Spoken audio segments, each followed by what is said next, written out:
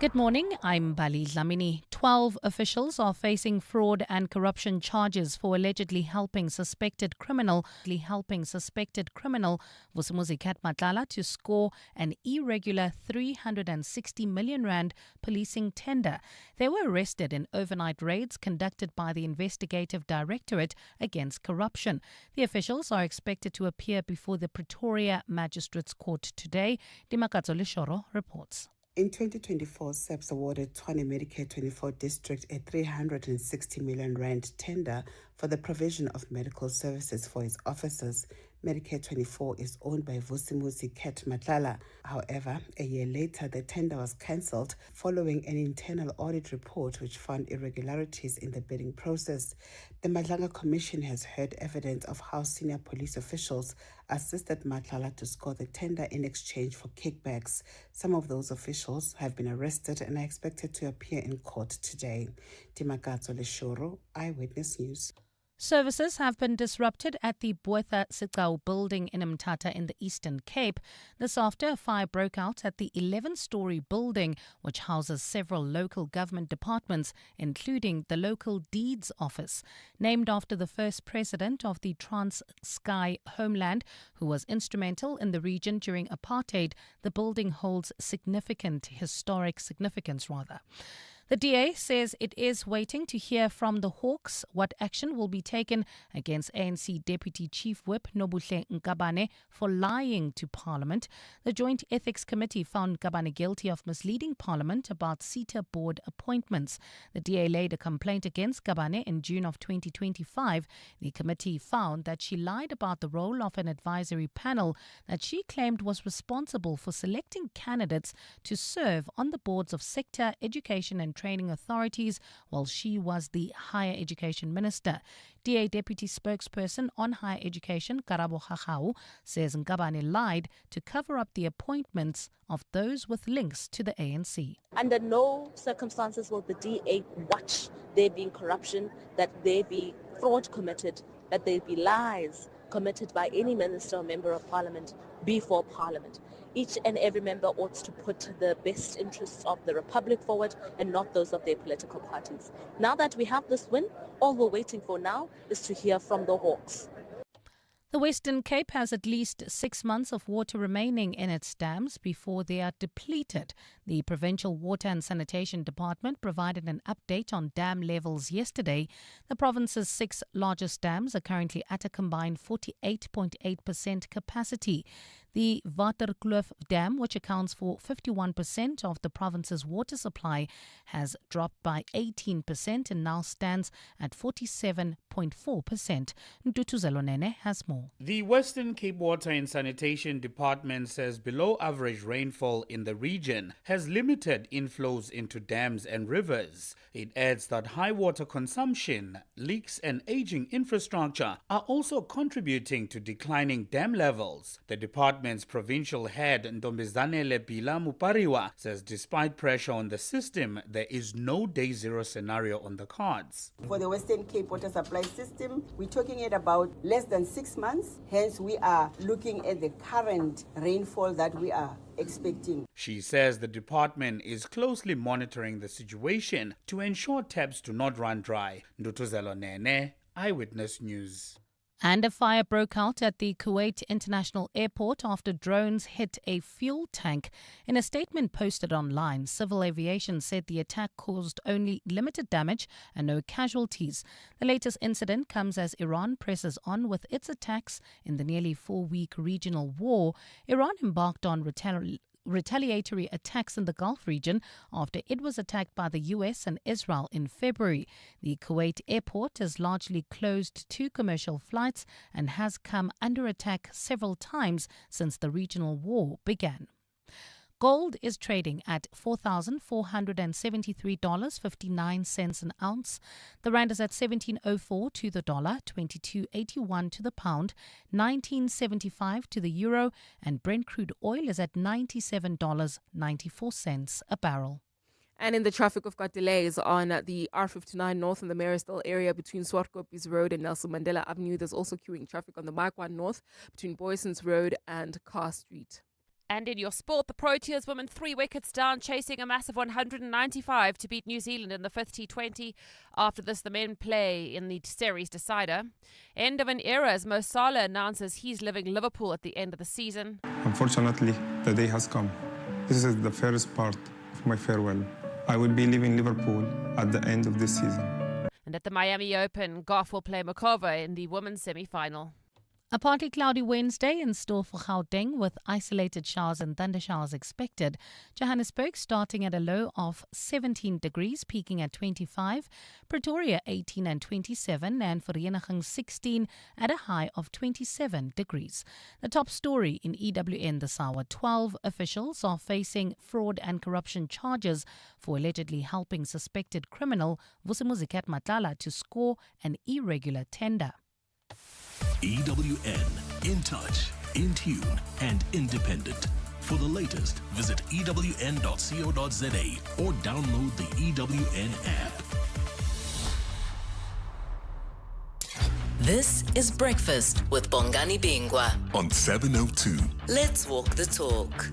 7 minutes after 6 o'clock. Welcome to 702 Breakfast on this Wednesday, the 25th of March, the year of our Lord 2026. On our menu today, Ibrahim Rasul, the former South African ambassador to the United States. You remember, of course, it was around this time last year that he was declared persona non grata in the US, given 72 hours to get out.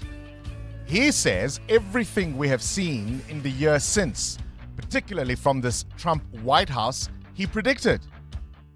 One of the questions we surely must ask him then is, how did he prepare us for what was to come? How did he get South Africa? How did he influence our foreign policy positions in dealing with this White House if he could see it all coming? We're going to speak to Dr. Iraj Abedian, who, of course, traces his ancestry to Iran. You've heard him many a time on the radio. You've seen him on television. He's the chief executive of Pan-African Investments and Research Services. He's chiefly an economist, but he will give us a 101 on how we got here. I've been doing grade 11 history with my daughter. Did you know, or do you remember from your grade 11 history, that the first time Churchill, Roosevelt, and Stalin, the big three, met face to face to map up the post-World War II world order was in Tehran? Did you remember that? How did we go from that to a democratically elected government being overthrown by the CIA just 10 years later, to the 79 revolution, which was supported by the West in some parts? Because, you see, they wanted to surround the Russians with these extremist regimes. The Ayatollah led much of that revolution from Paris. Isn't that about as Western a city as you can get? It's all very complicated, isn't it? We think we know where the Straits of Hormuz. Do I say are or is? I think are. It's the Straits, right? Could you identify where Bahrain is on the map? Qatar? UAE? We say these things, we throw them out there, and we're supposed to know them. I'm going to make sure we do. This is Breakfast with Bongani Bingwa On 702. Let's walk the talk. It's 10 minutes after 6 o'clock. On our menu is all of that. And of course, we'll tell you about the launch of the MTN Small Business Awards. As always, of course, there's a whole team of people, of colleagues behind the scenes. KG starting the clock and doing so much more. Amaramila, very good morning to you. Good morning, Bongani. Morning, 702 Landers. I'm, of course, part of the team, and she'll tell you how to get to your destination quickly and safely this morning, guiding you through your morning commute. And with business news, Mthatha Khwaripe, a very good morning to you, sir. Morning, Bongs. Morning. As always, I have a shout out, which sort of illustrates something in the news that we think you need to know about. But let's do it in a fun way, shall we? I want to know from you, do you know somebody who has, maybe not a lot, but certainly has a bit of money, and you just think they are making poor choices with it? They don't know how to spend their money. Africa Milan and I already discussed people who wear, those garish clothes that have branding everywhere. Mm-hmm. The jeans will be one brand, the top will be another brand, the jacket yet another brand, but you must see it all written all over them that this is the brand that they are wearing. Because if you don't see it, then it's not the brand, right? And it's not even about how good it looks, how much it suits them or fits them well. It's about, I have the brand. Do you know those people? And you just think, oh boy. You want with all your heart to say, because they'll also ask you, how do I look? And with all your heart, you want to tell the truth, but you just go, do you know those people? Yeah, I mean, these aren't necessarily wealthy people, right? And that's the point, isn't it? Yes. Right? Because sometimes it's people with some money. They've come into some money. Not a lot, some money. And from day one, you're thinking, oh. I'm going to take a dig at my mom. God bless her soul. I mean, she used to buy those doilies that you put over the sofa, which I never really got, every other month. And that thing, as soon as you sit on the sofa, also just falls. And I'm just like, I don't get this decoration. You remember doilies, right? Isn't it doily? Doily, yeah. Doilies, doily yeah. or doily? Yeah, and doily. some would be put on the table. On the coffee table. Oh, Yes. man. No, and even on the bathroom, the toilet, the cistern. How are you supposed to use the thing? And sometimes you barely could find the handle to flush because the whole cistern is covered. And let her see you move any of her doilies or sit down and they fall and you mess up the setup. You were going to get it. Amo? Listen, I never used to get the sensation around the Ikhotani culture. I mean, growing up in Soweto, this was like the thing, especially for young boys. When they come into of age, they would buy these luxurious brands, and then they would buy Ultramel custard, and they would throw it on the ground, and they would also burn some of their expensive clothing just to prove that the way I can afford this brand, I can even burn it and go buy it again. Yeah, I mean, I think that is just, that has to be one of the lowest points, just morally, in our democracy. I remember Deborah Patter doing a couple of stories on this. If you were, I don't know, off the planet, this is what, mid-2000s, mid-2010s, there was this movement, if you will, particularly amongst township youths, to try and get as expensive a pair of shoes, a tracksuit, and then they would destroy it. Yeah. They would burn 200 Rand notes or 100 Rand note or whatever it was, and they'd film themselves. There were even suicides of young teens. I remember one particular story which was just really awful, of a teenager who committed suicide because the grandmother wouldn't buy them said luxury item which they wanted to destroy just to show their mates that they weren't poor. It really, I remember that moment, and I reflected on it at the time as surely a low point in our public morality in South Africa. I'll take some fun voice notes though on 072 702 1702. Do you know somebody, maybe with a lot, maybe with some money, and you just shake your head because you think they don't know how to spend it? I saw this other video on TikTok. This guy posted that signs that my mom does not know what to do with her retirement money. The mom has like 5 fridges, 5 washing machines, all in the same house. Imagine, like really. I had a friend whose dad, liked to spend a bit, and they came home one day and he'd bought this awful green lounge suite. His wife, as you might expect, was livid because he hadn't consulted her, and she obviously didn't approve. And he wanted a ta-da! He wanted everybody to celebrate because, ta-da, look, I got a new lounge suite. And everyone in the family was thinking, oh my gosh, there he goes again. You're with Bongani Bingwa. 7:02 weekday mornings, 6 to 9 a.m. All right, to the Eastern Cape we go. It's 6:15. I want to take you to the ANC Secretary General, Fikile Mbalula, speaking at a media briefing in East London yesterday. This is following a meeting with the party's provincial executive committee in the Eastern Cape. And he says the party is making significant progress in that part of the country. And it comes, of course, after disgruntled members approached the courts in an attempt to interdict the ANC upcoming conference.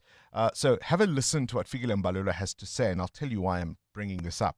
ANC does not convene conferences for the sake of it. It's a political consolidation and policy advancement. And the upcoming Eastern Cape Provincial Conference will play a pivotal role in strengthening the movement. We believe that the ANC in the Eastern Cape have come a long way. And the ANC have at all times received overwhelming support from the masses of our people in this province, and that must be respected. We must respect the people who gave us the power to govern this province, and that must be displayed in our conduct. We are going to be intolerant to ill discipline. There are acts of ill discipline that have displayed themselves in one form or the other, but they are sporadic and just few people. But we want to salute the majority of ANC members and structures who have shown discipline. This, of course, as the Provincial Secretary, Lulama Ngcukaitobi, raised concerns in a strongly worded letter citing irregularities, including the unlawful issuing of QR codes for branch general meetings and the possible manipulation of the membership system that letter suggested.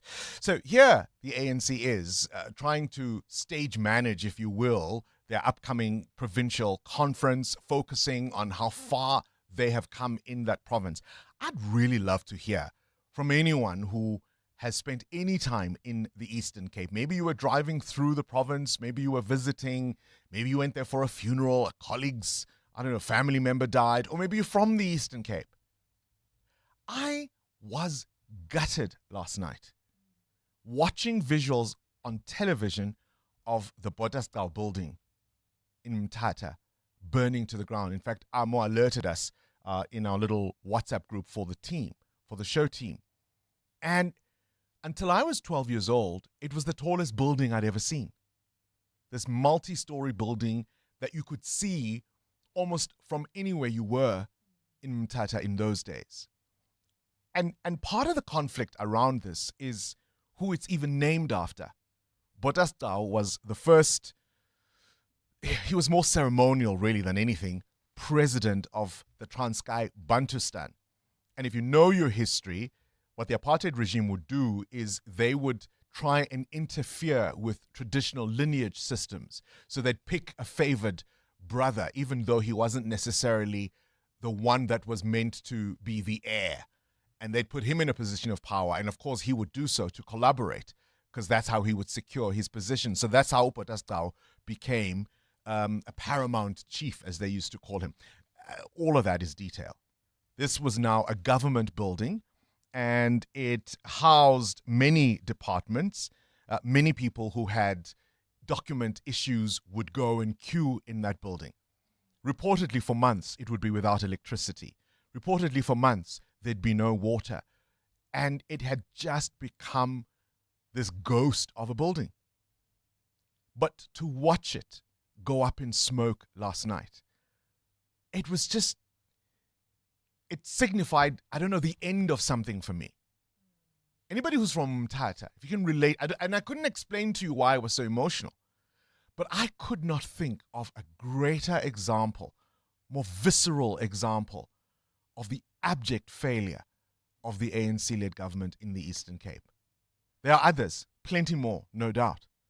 But just to watch it on fire yesterday, we were reminiscing with my cousins yesterday about how if you're in the center of town, Muteo, there were sprinklers in public parks back in the day around the at town hall, as we used to call it. It wasn't the town hall. The grass was cut and manicured. manicured. There were sprinklers. Automated. I said town hall. You could go out and go sit on a bench and have your lunch surrounded by greenery. So perhaps it was a landmark as well to say I'm close to. Totally. You know? Do you remember those jerseys that would have pieces of leather? We used to call them Onamdi Akleka. I too am a clerk. And we do a whole thing. If you can see us on YouTube, I mean, people from Mthatha will know these things. Namdi Akleka Potasta. Right? That's what people would say. Because there would be patches on your shoulders and on your elbows, and you'd touch them as you do this little silly thing. It just felt to me like it was the end of something. If you know what I'm talking about, you know that building, you're familiar with it, do let me know how you felt watching it being gutted because of the dereliction of the ANC fighting over conferences and not delivery. Let's walk the talk. 702. Mthatha, you've got a question of your own? Yeah, I want to know this morning, what's that piece of information you've always wanted to know, but you were either too young and the door was slammed in your face, or it was something that happened at work and it was just above your pay grade? I'd love to know what my predecessors earned. Well, I hope the bosses are listening. I'm sure it's a conversation They'll you never can tell me. have. I was actually about to talk about my mother's salary. She wouldn't let us in for the longest time. We never knew what she was earning. And when I did find out, I was like, I shouldn't have known. I wish I wasn't so curious about it. 702. Weather. What conditions can you expect this midweek? A cloudy Wednesday for Gauteng. Isolated showers still expected. A little higher the temperatures in Joburg. 25 is your high today. It's 27 for Pretoria and Vereeniging, and that's the same for Mbombela. Cape Town, a cloudy start with some light rain. 25 is your high. Mahikeng, it's 26. Bloemfontein, 24. You can expect some rain in the evening in Durban, but temperatures will peak at 28 degrees. 29 for Gqeberha, 30 for East London, and 26 for Kimberley. EWN Traffic. This EWN Traffic is brought to you by South African Airways. See just how far you can go with them. Book at flysaa.com now. Amo? Bongani, we start with peak time delays on most routes. The M1 North between the Boysons Road exit and Car Street. The N3 North between the Airlines Interchange and Van Buren Road. And then if you're traveling out of the city of Tshwane, queuing traffic due to peak time delays on the N1 South between the Brackfontein Interchange and New Road. I'll have more updates, but if you come across anything else, we're on X at EWN Traffic. There's more EWN on air, online, and on the EWN app. This is what progress sounds like. At South African Airways, we've added more aircraft to the runway, increased our flights from just over 1,000 in 2021 to over 24,000 last year. And we continue to add more destinations and routes. It's steady progress over time. We know there's still work to do, but every day we're building something stronger. An airline that shares the resilience of the country it carries. South African Airways. Book your next flight at flysaa.com today. Start your day with Bongani Bingwa on 702. Let's walk the talk. 24 after 6 o'clock. Things you need to know at this hour. Diesel shortages now being reported around the country. Farmers and those in agriculture are complaining. We also hear the Mfuleni local municipality's vehicle fleet has been grounded due to this. And service delivery, of course, will likely be disrupted there, and many communities without key municipal support. I asked you a shout out. Do you know somebody who has maybe a little bit of money and just doesn't quite know how to spend it? And with all your heart, you want to go, oh, that's lovely. Maybe they bought something, what prompts that question? Joburg, in its infinite wisdom, has launched its first electric vehicle charging stations located at City Power's head office at number 40 Heronmere Road, Reuven, Johannesburg. This is near the Boysons area, right? In that part of town.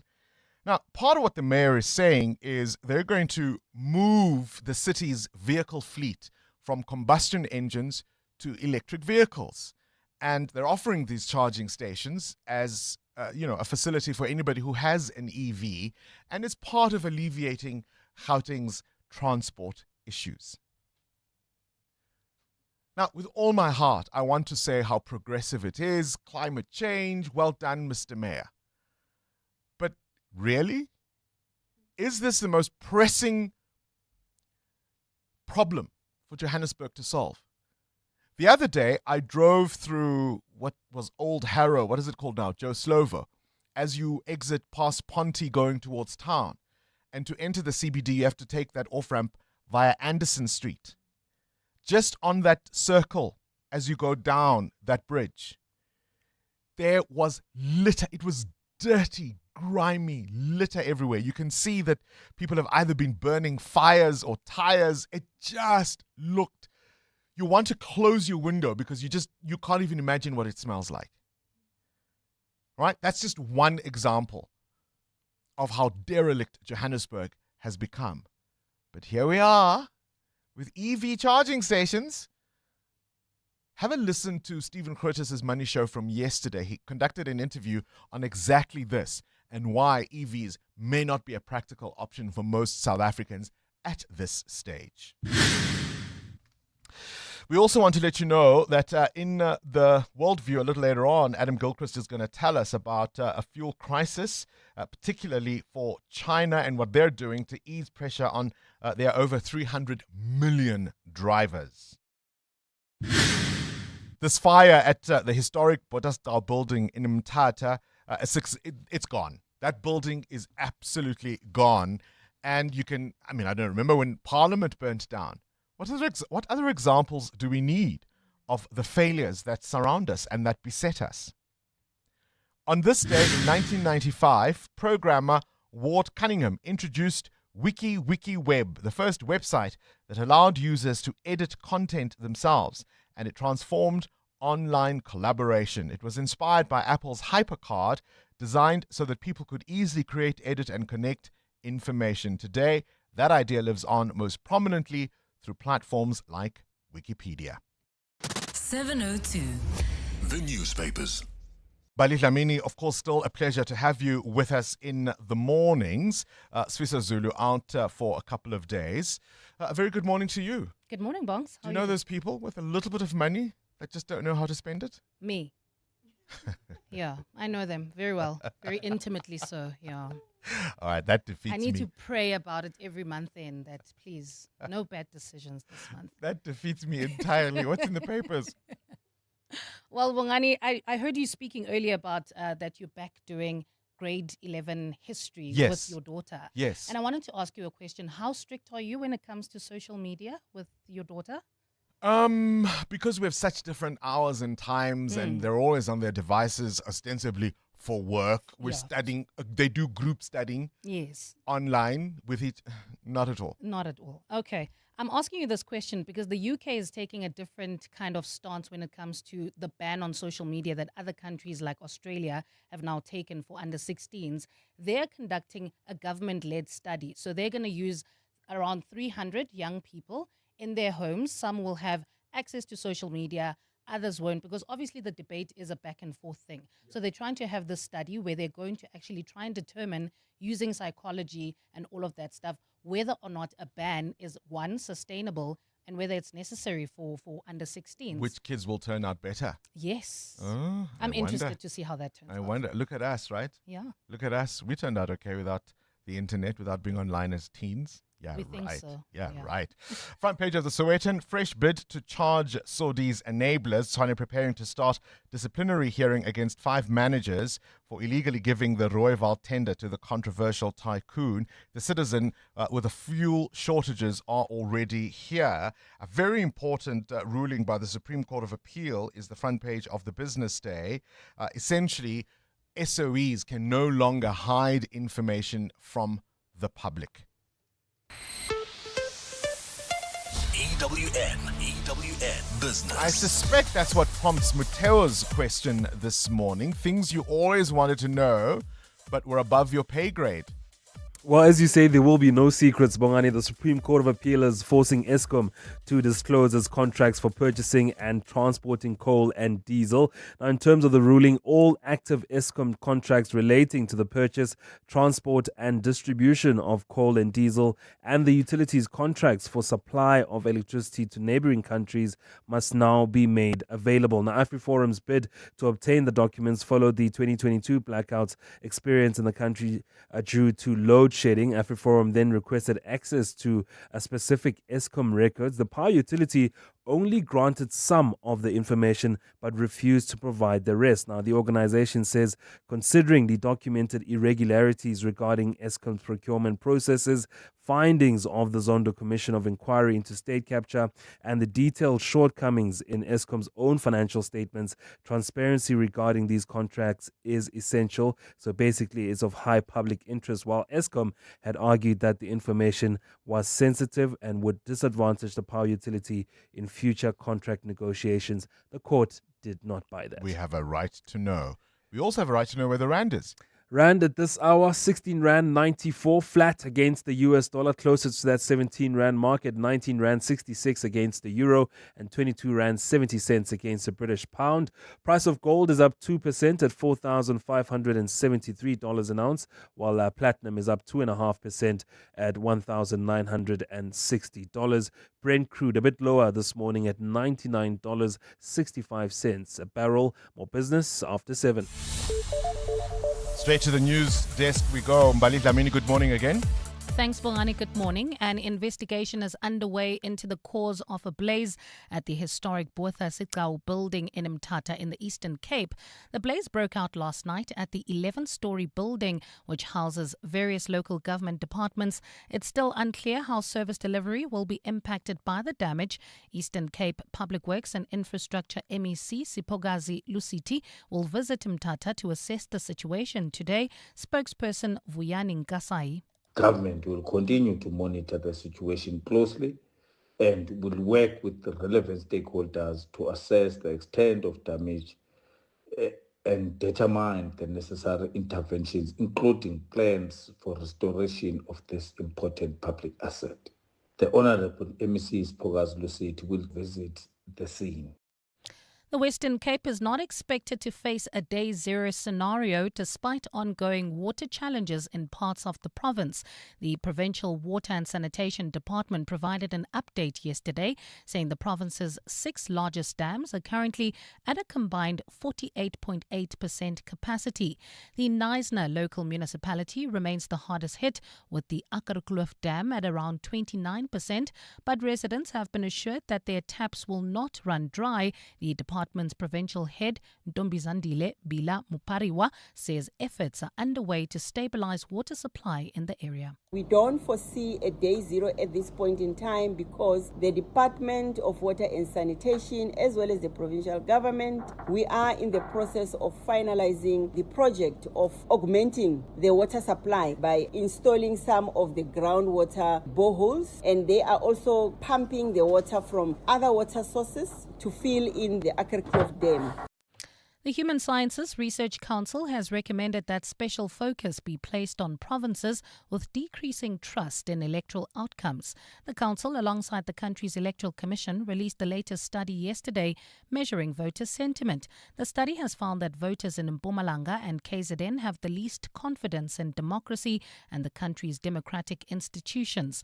The council's research director, Dr. Ben Robert, says this should not be swept under the carpet. Views on democracy are being impacted by negative perceptions of the prevailing status quo. Most citizens believe the country is moving in the wrong direction, and that's been built. Trend has been worsening over time, and also monitoring provinces quite carefully that are exhibiting patterns of growing distrust. And U.S. President Donald Trump has sent a peace plan to Iran as efforts continue to find common ground in the Middle East. Trump has voiced optimism that the war that has been raging for nearly 4 weeks now is close to an end. In the latest update, Tehran announced that it will let non-hostile oil vessels go through the crucial Strait of Hormuz. The passage has been mostly closed since the war began, affecting the movement of crucial oil supplies.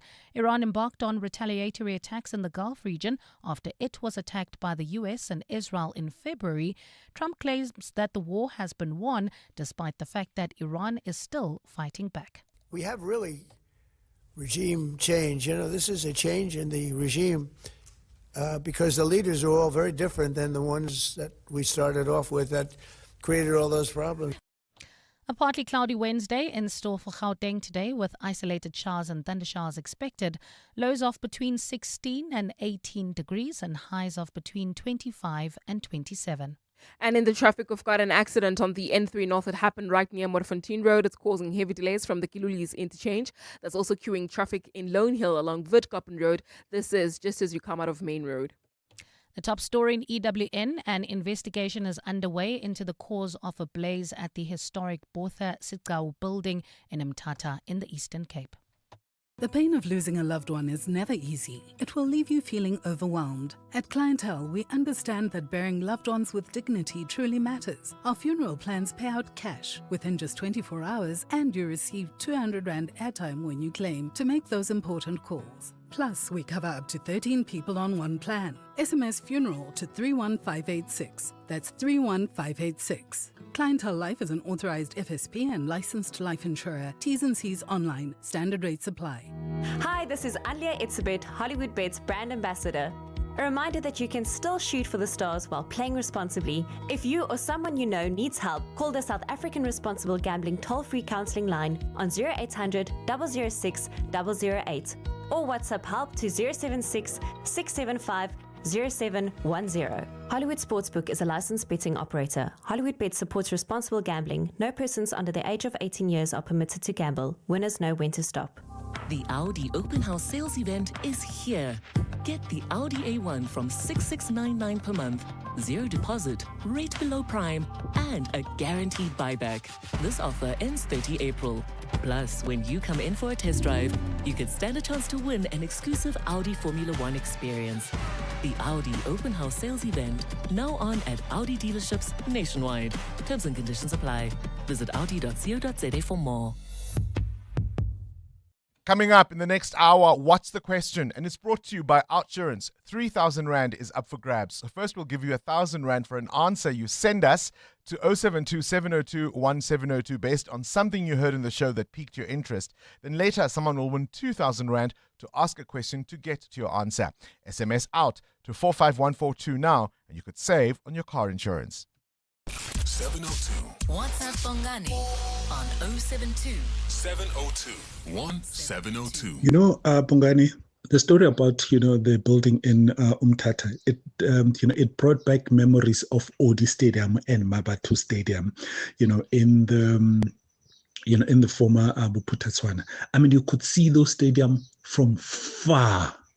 Right now, they look like ghost town. Like, I don't know why the ANC constantly just not taking care of this building. Honestly, it makes no sense. Bongani, good morning, man. Out of many provinces, I feel that the Eastern Cape is very, very cursed. When Bongani, my dad used to be in KZN. You know how beautiful it looked, Bongani, and then it was shifted to the Eastern Cape. You know how terrible it looks today. So I'm suggesting to you, it's not just Mthatha, Engcobo, Etsolo, Equmbu, somewhere there, Elibode. Bongani, the entire province is crumbling down. And it's such a shame on the ANC government, Bongani. So yeah, I understand. Gustav. Good morning, Bongani. This is Jerem from East London. So I live in the Eastern Cape. I have lived in the Eastern Cape for the last 35 years. And I travel the Eastern Cape extensively for work. And the absolute level of deterioration is nothing short of heartbreaking. Grahamstown, Queenstown, East London, Mthatha, Stutterheim. You cannot believe the way these places have gone backwards. In the city centres, nogal, just without trying to be funny, the ANC has destroyed the Eastern Cape. So we're now stuck with, was there something in the building that people or somebody doesn't want you to see? It could be that. Or it could be something as basic. It was probably, I don't know, some electric cable. Because that building at times would be without electricity. So for context, for me, because I come from there, this would be like watching the Carlton Centre go up in flames. That's what it is for me, as somebody who was from that area. Of course, it was a government building. Ne? And they're busy fighting over elective conferences. EWN Sport. Let's go to live cricket, something that always excites me. Cindy Paluta, have you got good news? We're playing against New Zealand, aren't we? Like, why are we going to live cricket? It's so bad at the moment, but we have to, right? So the Proteas women are playing New Zealand in the 5th T20. They're not going to win. I'm just going to break it down for you very easily. Sent into bat, New Zealand posted 194 for 6, and it was all thanks to Amelia Kerr. There was no stopping her, and her 105 from 55. Wow. Yeah. So the rest of the team could only muster 95, right? If we had just got her out. If, how, when, but it's not going to be because the Proteas women are currently 90 for 9 in the 18th over. Okay.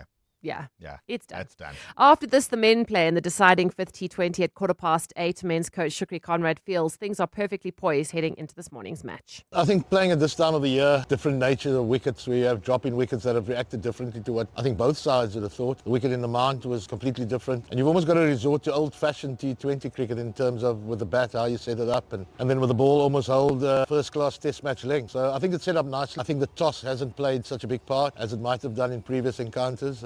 Nudge. In the domestic one-day cup, big game today as the Warriors play the Titans in a knockout match. The winner will meet the Lions in the final at the Wanderers on Sunday. In football, end of an era, Mo Salah has reached an agreement to leave Liverpool at the end of this season and will be a free agent. In a sensational 9 years at Anfield, Salah's made 435 appearances, scored 255 goals, trailing Ian Rush and Roger Hunt. You know how I found out about this? I was doom scrolling on TikTok, and this guy was weeping. And I thought, what's happened to Mo Salah?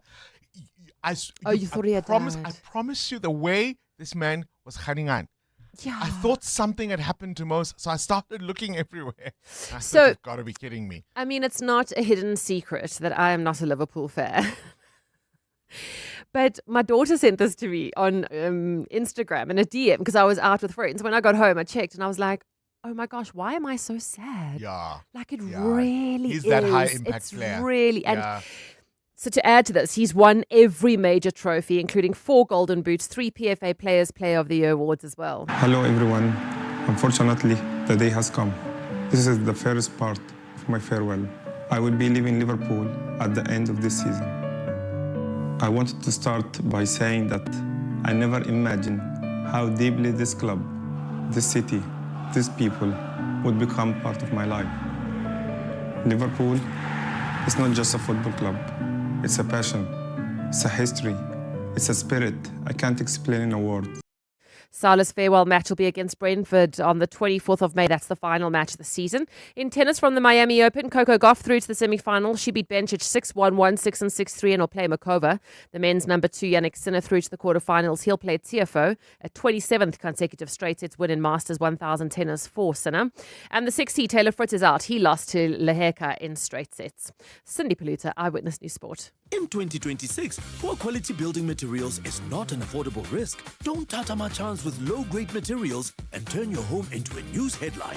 Homeowner scammed with poor building materials. Dream home turned to ruins. Imagine. Furthermore, spend 250 Rand or more in-store at Cash Build until 30th of April and you can stand a chance to win airtime, cash and product prizes this Easter. T's and C's apply. Visit Cash Build today for quality materials you can rely on. Cash Build. Without insurance, saving on your car insurance feels like being upgraded to first class on a flight. 35-year-old Becca saves an unbelievable 500 Rand on her Volkswagen T-Cross. Get a quote now, and if insurance can't save you money, ask them for 500 Rand or 1,500 if you've been claim-free with the same insurer for 3 years. Get savings or cash. SMS out to 45142. Outsurance is a licensed insurer and FSP. From your pet's bowl to Belito Brew or Barcelona. Maybe Bordeaux? How about Brazil? Or Butts, Betty's, Bavians, Bella Bella, or even Benoni.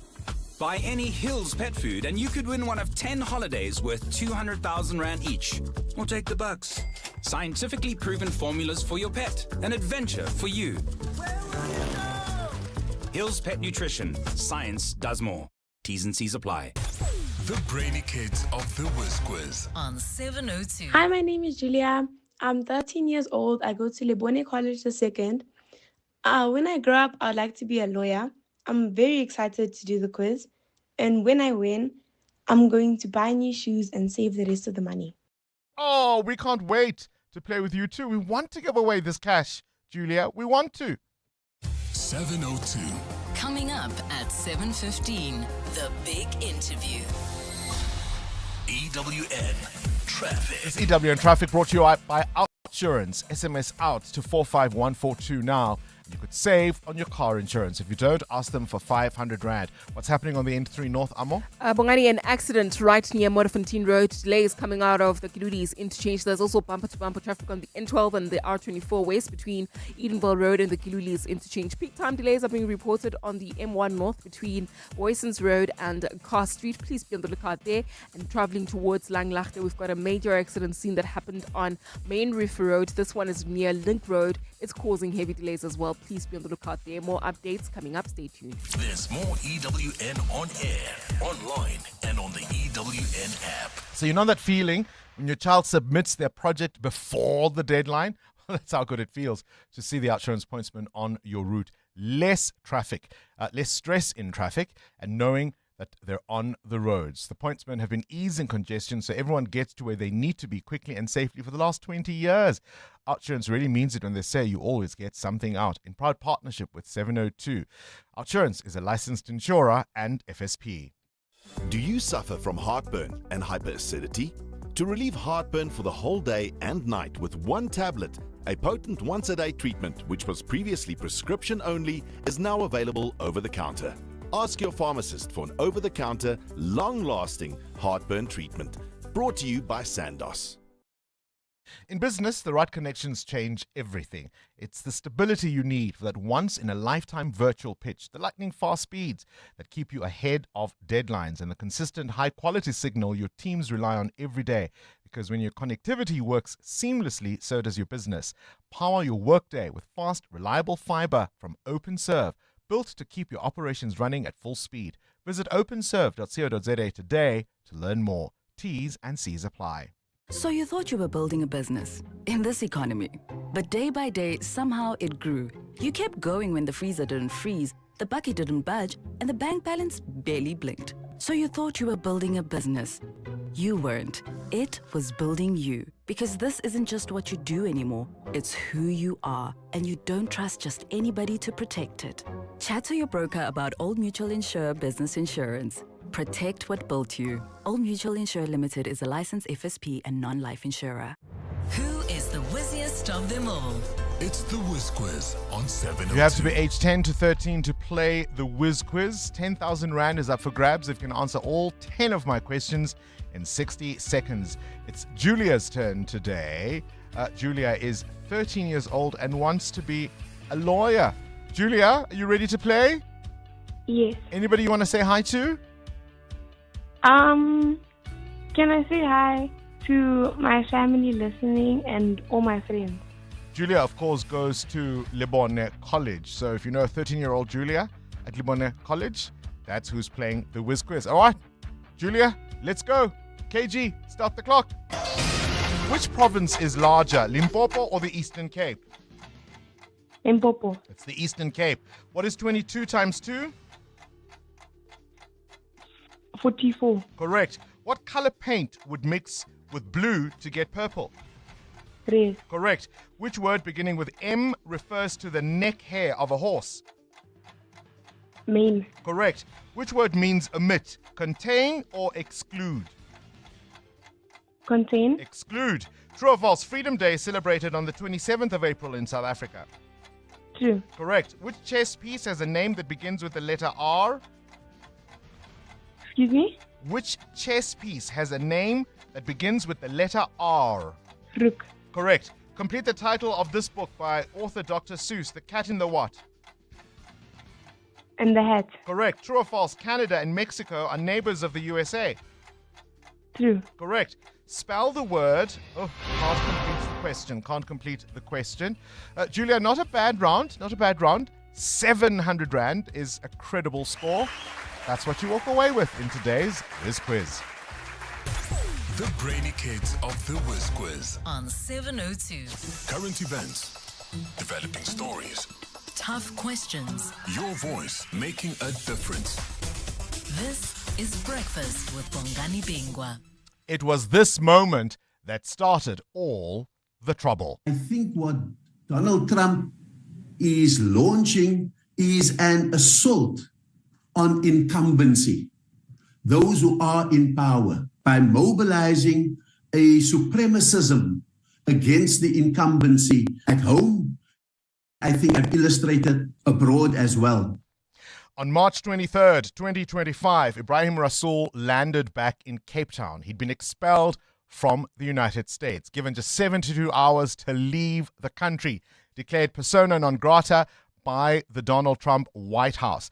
The trigger? Well, you heard a clip from it, a webinar in which he laid out in stark terms how he believed that administration would govern. And it caused a diplomatic storm. He joins us now to explain his journey since then. And one of the things he says was that he could see what we have experienced and what we have watched unfolding from the Trump White House in the last year. Ambassador Rasul, a very good morning to you. Thank you so much for your time today. Good morning to you, Bongani, and to all your listeners, and thanks very much for the opportunity. In some part, I feel aggrieved. This interview is a year too late, hey? We called and called and called at the time. I think that speaking too early, you never know what emotion pitches up. I think a year has given me enough objectivity. All right, we'll take it however we can get it, hey? So let's go back to that moment. I mean, did you have a sense at the time when you said what you said in that webinar that the ramifications would be what they turned out to be? Look, I think that I don't think that I had been undiplomatic. I think in the last year we have seen undiplomatic statements being made by a variety of people, and mine don't compare with that. Secondly, I absolutely am disappointed that much of what I had said a year ago and predicted for the Trump administration has unfortunately occurred. We are in the midst of a global conflagration. We have seen devastation from the aid cuts of the Trump administration. We have seen a trade war that even his own courts have had to turn around some tariffs. We have seen government by diktat with Congress and Senate bypassed in the Trump quest for over 200 executive orders. And so, unfortunately, I think that office has plunged the world into chaos. Given the list you've just outlaid there, executive orders, the tariffs, foreign aid being cut, military action, etc., is there anything that has surprised you? I think I was surprised not by the agenda, because that had been clear. And to a South African who can smell supremacism before we see it, because we've just lived it so long in our country, the surprising element was the sheer brazenness, the sheer impunity with which Trump has prosecuted his identity, the sheer dishonesty of it, the daily lies, the attack on people, and so forth. I think that has surprised me, because from a superpower, you expect a degree of sophistication, you expect a degree of at least performative ethics, if not ethics in performance. So I think that's what surprised me, that it has all come together in less than a year.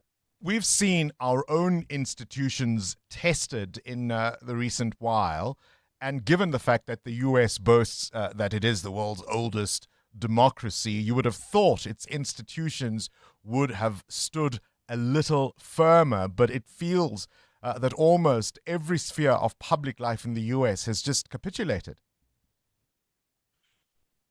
I think what surprises us is the fragility of US institutions, or at least the custodians of those institutions who have very little backbone.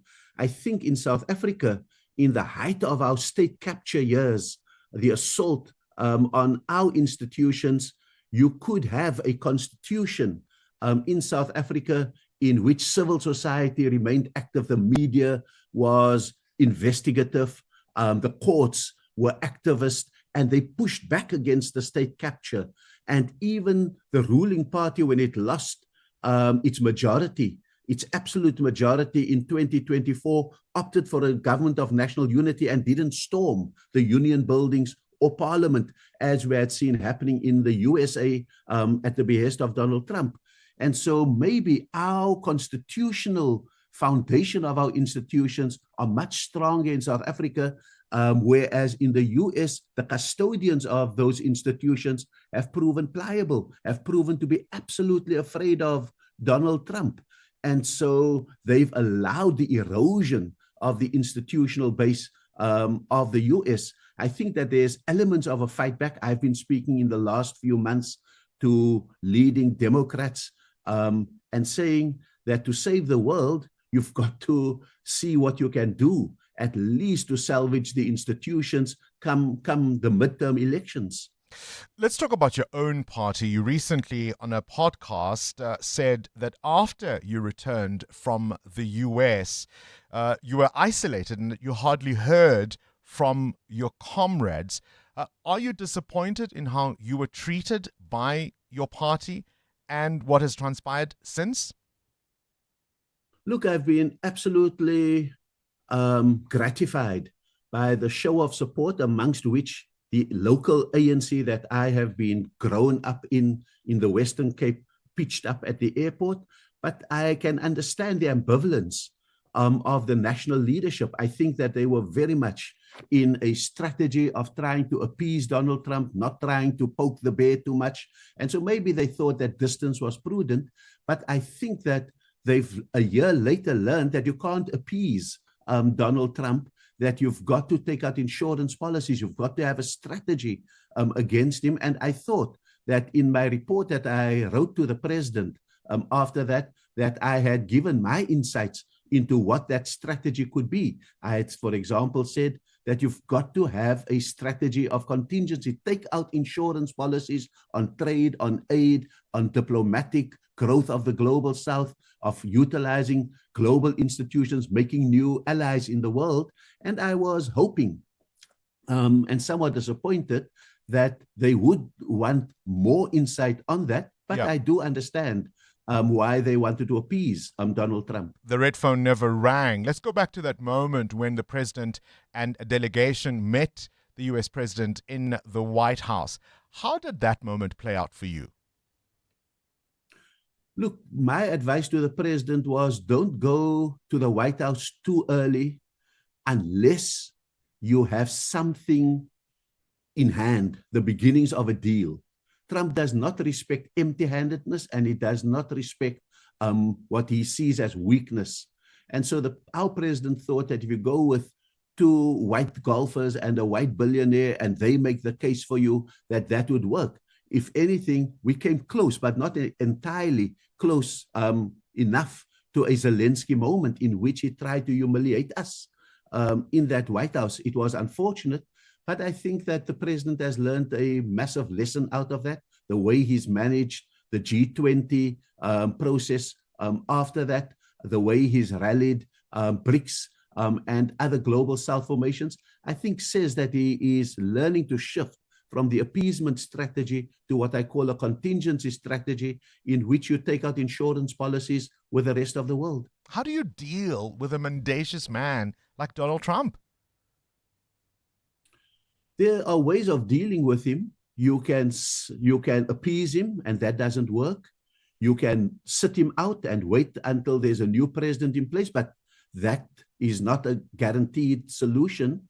You can take the China way and basically say, listen, when you are ready to talk about what critical minerals and what other goods and capital you need from us, come and speak to us again. Or you can take the bloody-mindedness of an Iranian government to say, meet us on the battlefield. We are willing to die for this. I don't think South Africa is in the Iranian category. We don't have enough weaponry for that. I don't think we have what China has in order to retaliate.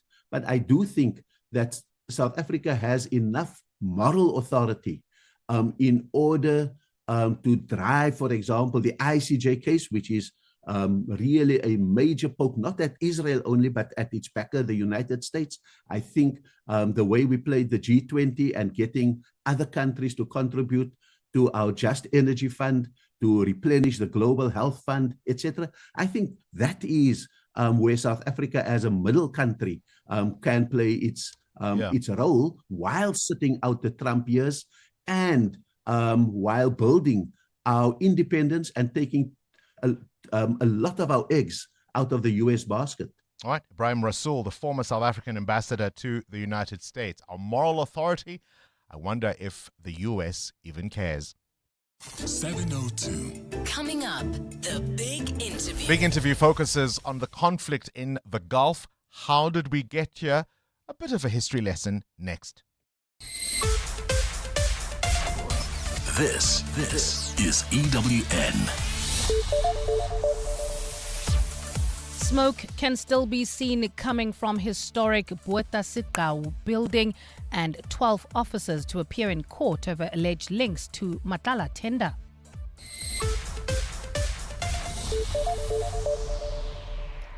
Good morning, I'm Bali Dlamini. We begin in the Eastern Cape, where parts of the Botha building in Mthatha are still on fire. There has been a flare-up after a blaze ripped through the multiple floors of the building last night. The 11-story building housed several local government departments, including the local deeds office. The Public Works and Infrastructure Department is expected to conduct a damage assessment of that building today. It still remains unclear what caused the blaze. Mthatha Mabaso reports. The historic building is known for housing a number of government departments, including transport, social development, and health, among others. Most parts of the 11-story building were completely destroyed.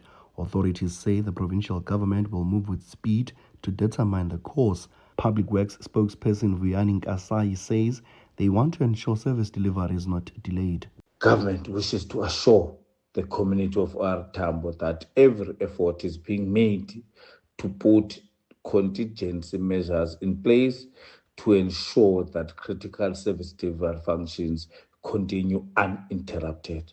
Further details regarding the temporary arrangement will be communicated as soon as they become available. Police have confirmed that an investigation is underway. Nhlanhla Mabaso, Eyewitness News. 12 officers arrested in connection with allegedly helping suspected criminal Vusimuzi Mthatha to score an irregular 360 million rand police tender are expected to make their first court appearance today. The officials are scheduled to appear in the Pretoria Magistrates Court. They were arrested in overnight raids conducted by the Investigative Directorate Against Corruption. They are facing charges including fraud and corruption. Dimakatso Leshoro reports. In 2024, SAPS awarded Tshwane Medicare 24 District a 360 million rand tender for the provision of medical services for its officers. Medicare 24 is owned by Vusimuzi Mthatha. However, a year later, the tender was cancelled following an internal audit report which found irregularities in the bidding process. The Madlanga Commission has heard evidence of how senior police officials assisted Mthatha to score the tender in exchange for kickbacks. Some of those officials have been arrested and are expected to appear in court today. Timakatso Leshoro, Eyewitness News. Let's stay in the courts. The man accused of killing a key witness at the Madlanga Commission of Inquiry is expected back in the Brakpan Magistrates Court today for a formal bail application. Matipandile Soteni, a former member of the police's special task force, was arrested for allegedly shooting Marius van der Merwe, who testified at the commission as witness D. Van der Merwe was killed outside his Brakpan home in December last year in full view of his wife and children. Alfara Mushwana has more. In March 2022, the Tshwane municipality awarded a tender to 20. We do apologize for that incorrect soundbite. To this now, Joburg Emergency Services says no major incidents have been reported across the city despite heavy rainfall over the past 2 days. The metro expects more wet weather conditions, bringing thunder showers, reduced visibility and the risk of localized flooding. EMS spokesperson Robert Mulawudzi says emergency and disaster management teams remain on standby. No major incidents have been reported overnight and this morning due to disruptive rainfalls which we have been receiving in most parts of the city of Johannesburg in the last 2 days. And in the Philippines, public hearings in the impeachment case against Vice President Sara Duterte are expected to get underway. Duterte is accused of misusing public funds and threatening to kill President Ferdinand Marcos Jr. If convicted, she will be removed as vice president and barred from running in elections. Duterte was impeached in 2025 for alleged corruption and threats to the president, but that decision was struck down by the Supreme Court 6 months later. Duterte has denied the latest allegations against her and described the hearings as a political fishing expedition. Gold is trading at $4,473.59 an ounce. The rand is at 17.04 to the dollar, 22.81 to the pound, 19.75 to the euro, and Brent crude oil is at $97.94 a barrel. And in the traffic, we've got delays on the N3 North. This is between the Geldenhuys interchange and the Elands turnoff. And if you're traveling out of the Soweto Highway, do expect delays on Crownwood Road. That's due to an accident reported right after the Soweto Highway. And in your sport, the Proteas women 3 wickets down, chasing a massive 195 to beat New Zealand in the 5th T20. After this, the men play in the series decider. End of an era as Mo Salah announces he's leaving Liverpool at the end of the season. Unfortunately, the day has come. This is the first part of my farewell. I will be leaving Liverpool at the end of this season. And at the Miami Open, Goff will play Makova in the women's semi-final. A partly cloudy Wednesday in store for Gauteng today with isolated showers and thundershowers expected. Lows of between 16 and 18 degrees and highs of between 25 and 27. The top story in EWN this hour, parts of the Mthatha building in Mthatha in the Eastern Cape are still on fire after a blaze ripped through that multiple floors of that building last night. EWN, in touch, in tune, and independent. For the latest, visit ewn.co.za or download the EWN app. This is Breakfast with Bongani Bingwa On 702. Let's walk the talk. 8 minutes after 7 o'clock. This fire in Mthatha is just one of those, excuse the pun, that has me gutted this morning. It's a building I know well. I said earlier, until I was about 11 or 12 or thereabouts, it was the tallest building I'd ever seen before I ever came to Johannesburg. It's a building that housed a number of government departments. This is where people would get their driver's licenses, their IDs from Home Affairs. If they needed a document from the state, your matric certificate, for example, this is where you would apply or at least go and collect it. And many people will tell you that for months it was problematic. You would go there expecting services and there'd be no one to help you because there's no electricity that day. Or see, offline, come back tomorrow, come back the next day, come back the next week. So whilst there'll be conspiracy theories, was there a file somebody didn't want you to see? I suspect it's far more pathetic. It's more likely just, an electric cable that went wrong. From an emotional point of view, for someone like me, it's rather like watching the Carlton Centre go up in flames. You could imagine what that might feel like. It really marks the end of something for me. I can't think of better examples of the dereliction of the ANC in the Eastern Cape. And I think if nothing else, it speaks to the strength we need opposition parties to have. Because if the rest of South Africa voted like the Eastern Cape, where would we be as a country? Because there you see, they don't even bother. They don't even pretend. Because they know they'll get the votes. Good morning, Bongani. That temporary arrangement that the guy from Eastern Cape is talking about, that's what they wanted. People wanted to make money. There might be somebody who owns a building and they know very well that after this, a government will be looking for building for accommodation of those 9 departments, and someone wants to make money out of that. I won't be surprised if that building was torched intentionally because someone wants government to come and rent their building. Don't be surprised. Mark my words. Join Pretoria. This is Breakfast with Bongani Bingwa on 702. Let's walk the talk. What did you make of my conversation with the former ambassador, Embassador Rasul, our ambassador to the United States, our last ambassador actually to the United States, because of course he still hasn't been replaced.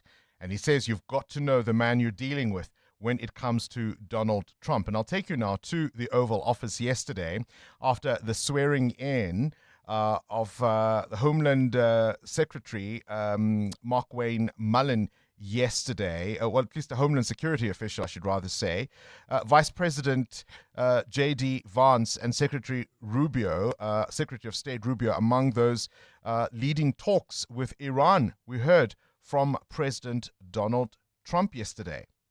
J.D. is involved, and Marco's involved, and Jared Kushner's involved, very smart guy, and Steve Witkoff, smart guy, is involved. And I'm involved. Why? I'm going to be so big. Oh, I don't want to talk about it. I'm the president of the United States, Tom, and I'm not going to talk about it. It's beneath me to talk about saving millions of lives, because that's what you're talking about. You're talking about saving millions of lives. If Iran had a nuclear weapon, they would have used it. And if I didn't end the horrible Barack Hussein Obama Iran nuclear deal, in my first administration, they would have had a nuclear weapon 3 or 4 years ago. They would have used it. I would have never gotten the chance probably to be president. Who knows what it would have been so devastating. Donald Trump talking about who's negotiating with Iran, a property developer, a Wall Street financier, and of course himself. Maybe that gives you a sense of what you are dealing with there. He went on to say he's quite confident of whatever talks might be underway with the Iranians. He was asked by some reporters yesterday about how it's going. Listen to this exchange and tell me if this isn't all you need to know about Donald Trump. Just listen to what the reporters ask him and his answers. I don't trust anyone. Why bother? Why do you say that? Why do you say what makes you trust? Do you think I trust them? I don't trust them. Then why bother talking to them? Because they're going to make a deal. They're going to make a deal. They did something yesterday that was amazing, actually. They gave us a present, and the present arrived today. And it was a very big present worth a tremendous amount of money. And I'm not going to tell you what that present is, but it was a very significant prize. And they gave it to us, and they said they were going to give it. So that meant one thing to me: we're dealing with the right people.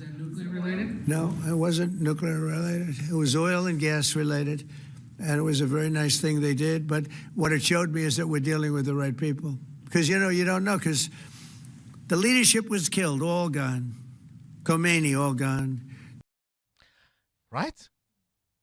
What makes you think I trust them? Why do you ask if I trust them? I don't trust them. So why are you talking to them? Because we're going to get a deal. Which is it? They gave me a present. A very big present, but I'm not going to tell you what the present is. Yeah, ne? Thank you, 702, and brilliant Bongani. What a brilliant interview. What brilliant questions. What a brilliant diplomat. Sorry we lost him. He should actually be brought back, given some lessons in leadership and mentorship to the current people.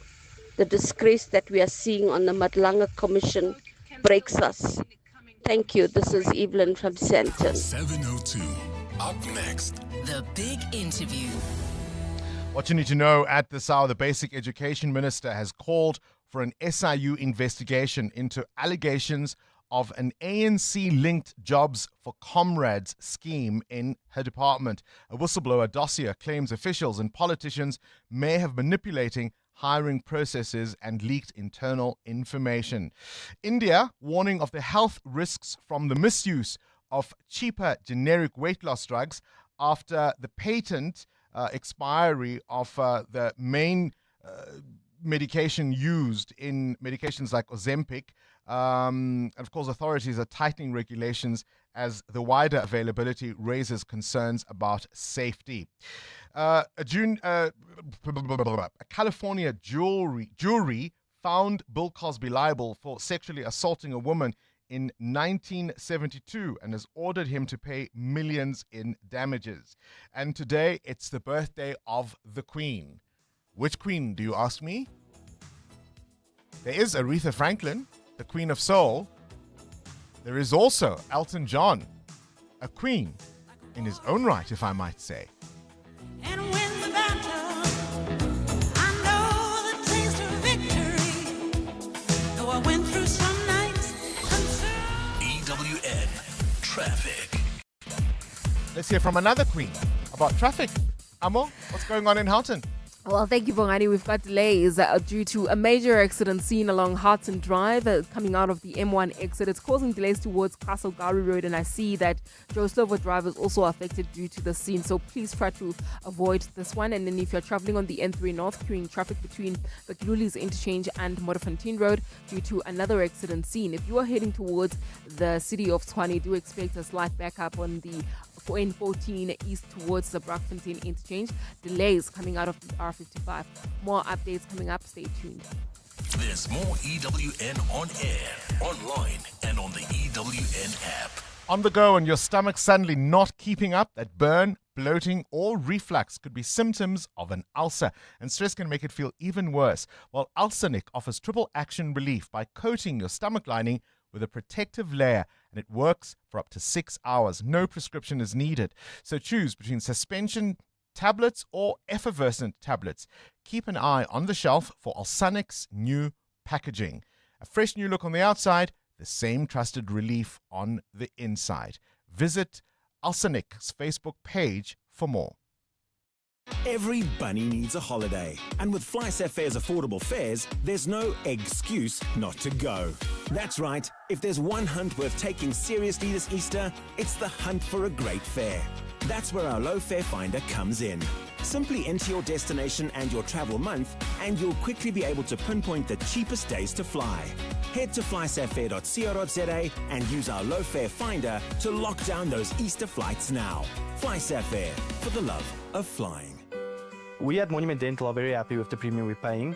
I wish I did it sooner. Outsurance business insurance clients know that it pays to switch. And did you know you could get a massive 20% discount on your business insurance premium when you switch? For dentistries, general medical practices, and all other businesses, get a quote today and see why it pays to switch to Outsurance business insurance. Visit outsurance.co.za or call 08600 60,000 today. Licensed insurer and FSP. TCs and information online. Do you suffer from heartburn and hyperacidity? To relieve heartburn for the whole day and night with one tablet, a potent once-a-day treatment which was previously prescription only is now available over the counter. Ask your pharmacist for an over-the-counter, long-lasting heartburn treatment. Brought to you by Sandoz. 702. The Big Interview with Bongani Bingwa. Missile strikes, rising global tension, even the words World War III have been used. You might ask yourself, why does this region of the world keep pulling the world back to the brink? It lies in a long, complicated history, and so we often assume that we all know how it all started, and today we thought we'll have a bit of a history lesson, if you will. We've invited Dr. Iraj Abedian, who is chiefly an economist, of course, the chief economist for Pan-African Investments and Research Services, but traces, of course, his lineage from Iran, having come to this country. And so we thought we'll put a political analyst historian hat on him this morning and just go through some of the details that have led us here. Always a pleasure to have you on our show. Thank you for your time. Good morning, Bongani, and good morning to our listeners. So let's start with the historical context. I was saying earlier that I'm helping my daughter do grade 11 history, and one of the things we were dealing with is the first meeting of the big three, Churchill, Stalin, and Roosevelt, as they set out to map what the world could look like after World War III. That meeting in 1943 happened in Tehran. Exactly, and that was the mother of all problems ever since. the imperialist involvement in that region as part of the global geopolitics, which really has never stopped since 1943, followed 10 years later with the coup d'etat in Iran by the CIA. At that time, the discovery of oil in Iran and in the Middle East more broadly was the biggest geopolitical and economic development, and America wanted to make sure that they had access to as well as control over this important reserve. At that time, British Petroleum was running the show, and the nationalist movements in Iran, led by a very distinguished and respected leader, Dr. Mthatha, opposed the colonial control over national reserves of the country, and that led to a coup d'etat in 1953 that brought the Shah back to Iran. And then the hostilities ever since has been growing on. Then what? So I'm going to keep interrupting you just so that we make sure we're keeping up. So essentially, the seeds of anti-West sentiment in Iran can be traced certainly at the earliest to 1953, where there's this coup d'etat against a democratically elected leader in Iran because, of course, the Western powers wanted access to the oil. Yeah. Correct. That's one leg of anti-Western sentiments from a nationalistic point of view. Then came the second leg in 1970s, where Iran was secularizing, modernizing, industrializing. OPEC had been formed by the late Shah of Iran, and Iran was growing rapidly at that time. And I was as a student in Iran at that time.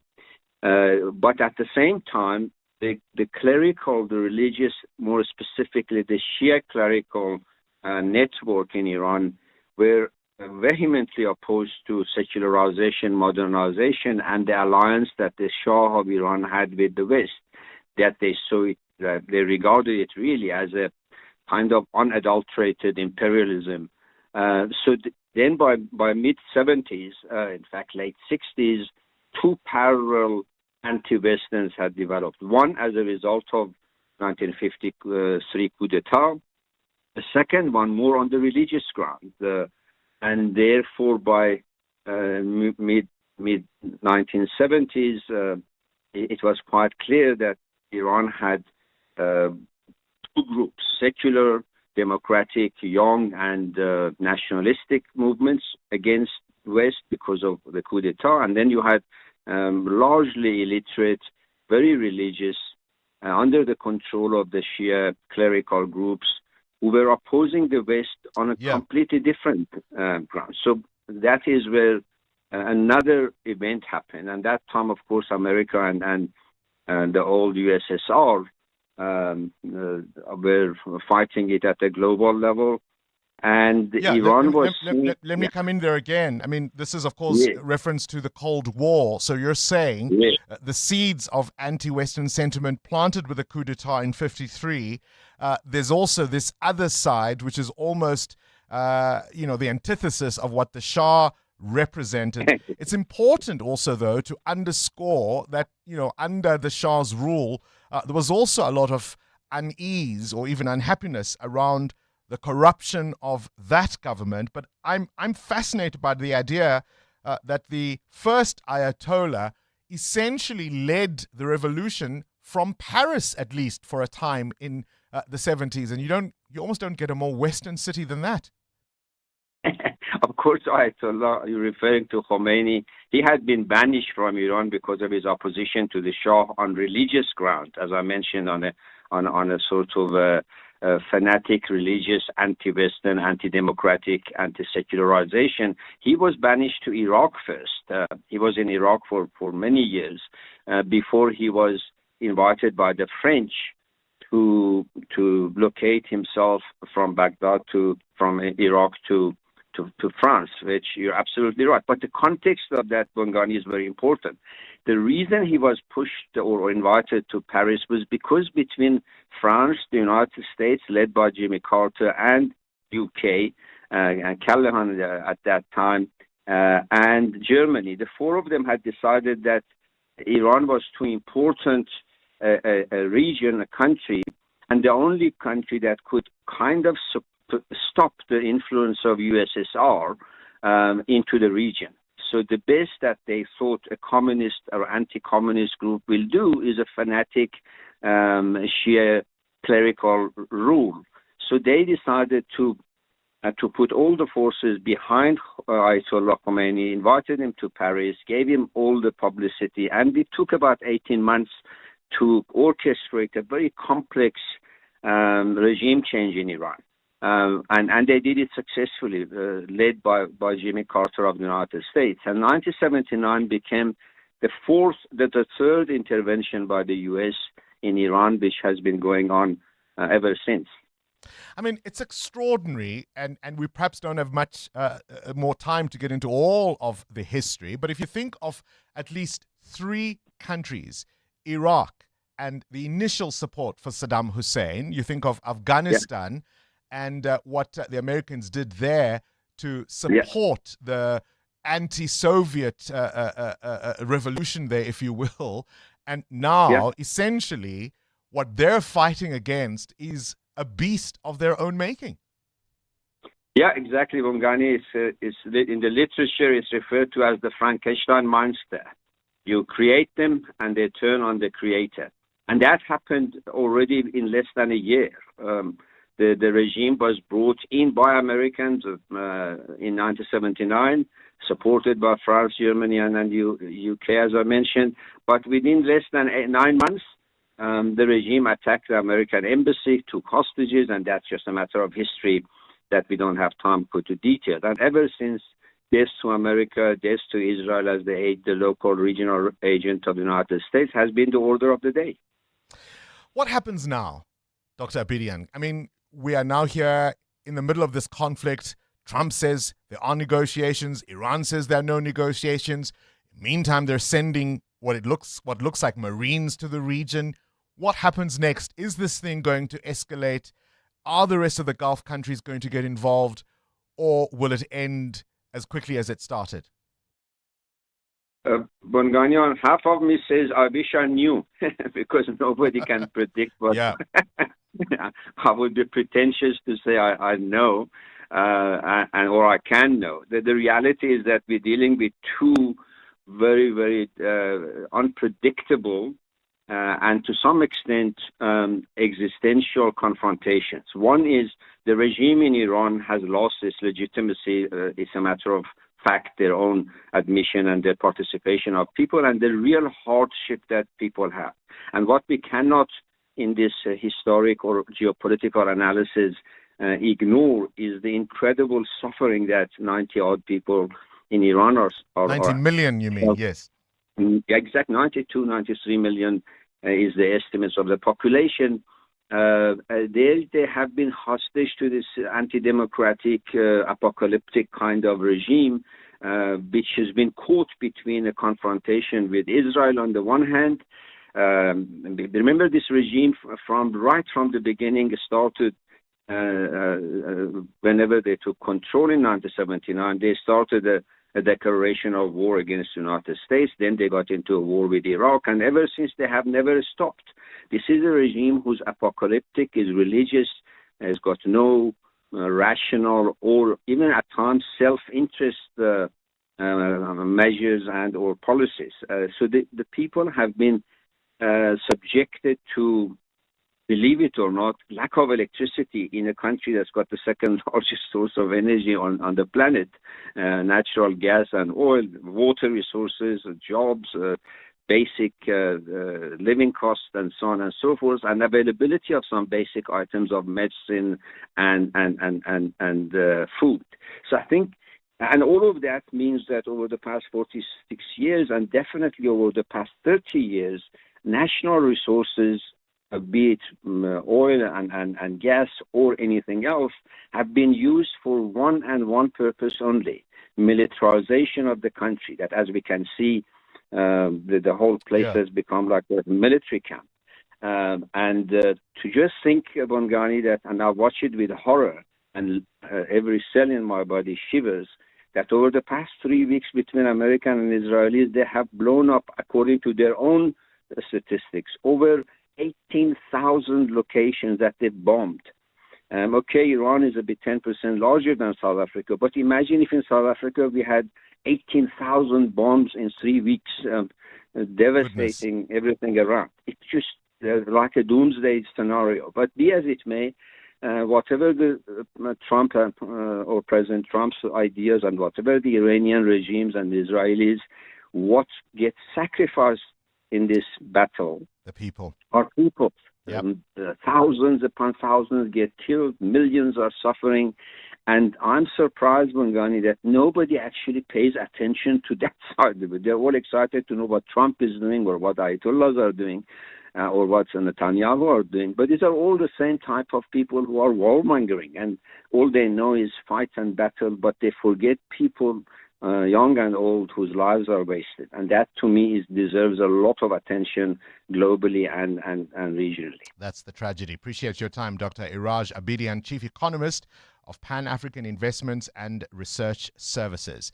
That little history just tells you how complicated all of this is, and that we have no idea what comes next, do we? EWN. What's Business. important about that, of course, is to talk about the consequences and what we are seeing reflected in the markets. Mthatha, give us an update quickly. On the news of a possible de-escalation of that war in Iran is seeing some positive movements, especially on our market. The JSE up 345 points yesterday. Industrials were slightly stronger, with mining shares up close to 1%. Some wins for Premier Foods, Telkom, Sasol and Tiger Brands. There were some losses, though, for a Pick and Pay. The rand at this hour, 16 rand 94 against the US dollar, 19 rand 64 against the euro, and at 22 rand 68 cents against the British pound. Price of gold up more than 2% at $4,568 an ounce, or platinum is stronger by 3% at $1,970. Brent crude down 4% this morning at $99 a barrel. Full bulletin after 8. Still can't get over the visuals overnight of the gutting of the Botasdau building in Mthatha. Balitlamini, what's the latest? Well, Bongani, firefighters are still on the scene of the fire at the Botasdau building in Mthatha in the Eastern Cape this morning. That blaze broke out last night at the 11-story building, which houses various local government departments. It's still unclear how service delivery will be impacted by the damage caused to the historic building. Eastern Cape Public Works and Infrastructure MEC Sipokazi Lusiti will visit Mthatha to assess the situation. Spokesperson Vuyani Nkasai. Government will continue to monitor the situation closely and will work with the relevant stakeholders to assess the extent of damage and determine the necessary interventions, including plans for restoration of this important public asset. The Honorable MEC Sipokazi Lusiti will visit the scene. ANC Secretary-General Fikile Mbalula says only a freak of nature or a natural disaster will stop the party from holding its Eastern Cape Provincial Conference this weekend. He says the conference will go ahead despite several disputes over the process, including a High Court application that threatens to derail that conference. The conference will take place Kukompo, formerly known as East London, where Current Provincial Chairperson Oscar Mabuyane will square off with Provincial Secretary Lulama Ncukaitobi for the province's top job.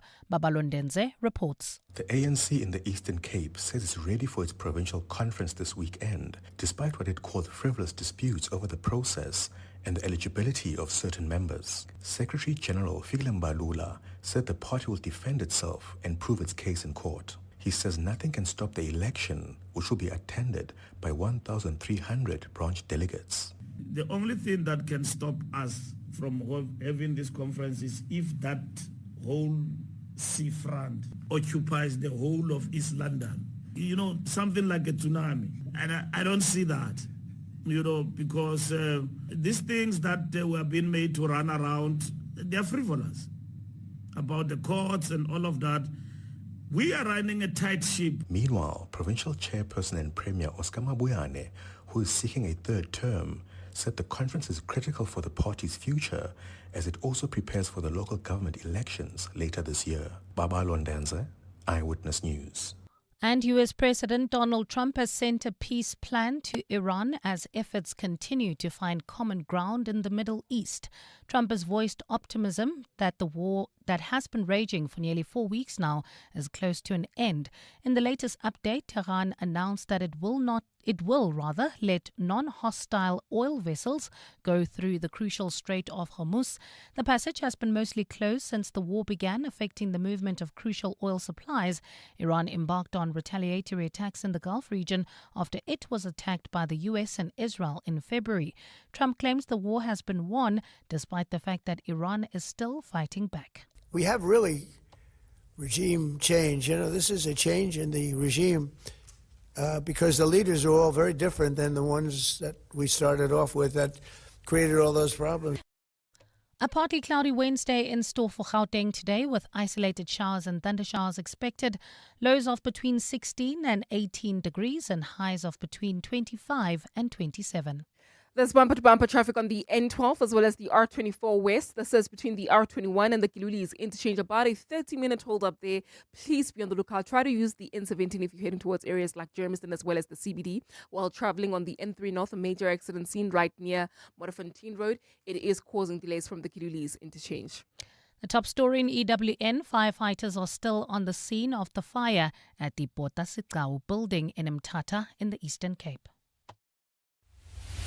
Clement Maniatella. Weekday mornings, 9 to 12. 9 to 12. When you say that if they strike our power plants, there will be consequences, are we talking more about just the economic consequences, or are we now talking the Gulf countries neighboring you may also be targeted? Clement, the consequences that I'm talking about is the principle of eye for eye. If our power plants has been under strike, so for sure, as our military commanders told, the assets of United States and the Zionist regime will be targeted.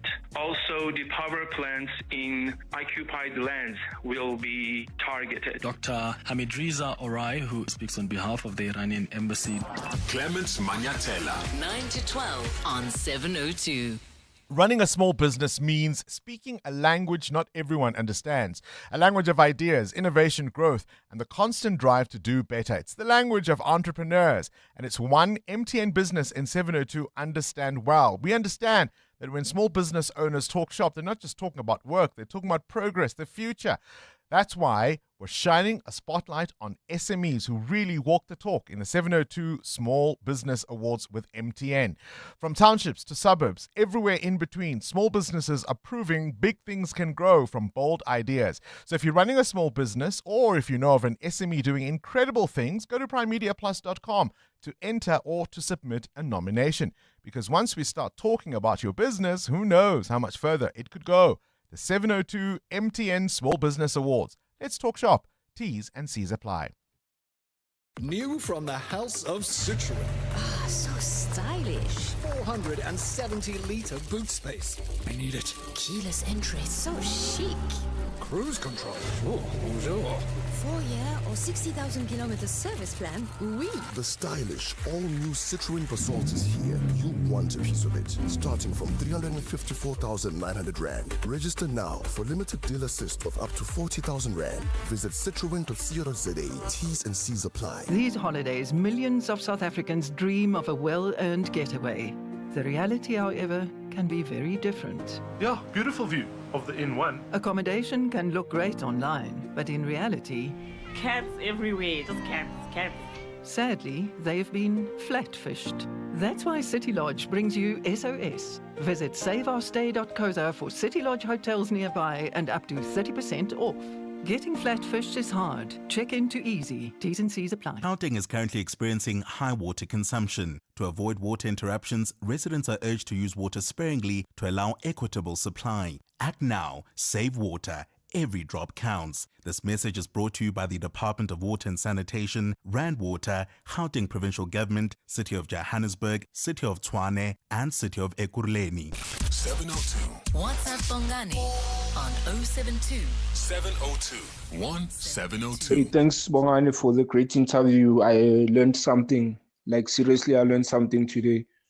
And thanks to the doctor in that interview, by the way. And I like the point where he says we are paying more attention into what Trump is doing. The world is looking at Trump, at what he's doing. We're forgetting the people in Iran. Like, we basically put more focus on Trump and expect disappointment, of which obviously he's going to give us that. But the fact that we're paying more attention to him rather than the people of Iran, yeah, it makes me feel uncomfortable. But anyway, thanks for the interview. Khotso from Ton Park. Bongani, isn't it fascinating how history almost repeats itself and works in cycles?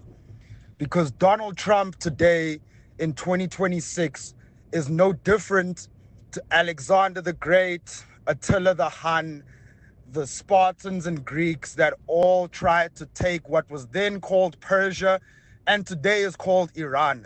That region has been sought after for longer than we could think. And today we need to ask ourselves, how different is Donald Trump to all those other warmongers that we've heard of in history that have wanted something out of that place of the world? It's just fascinating to me how history keeps repeating itself. Anyway, hope you guys are having a great day. Great show as always. This is Sia, Rodipot. What I'm fascinated by is how they just don't think through the consequences, right? The idea that we're told about the madness and the radicalism of the Iranian regime, and to then understand that in fact it was installed by Western powers who thought they could use it against the Soviets during the Cold War. It's the same thing in Afghanistan. The Taliban was supported by the CIA because they thought it would drive the Soviets mad.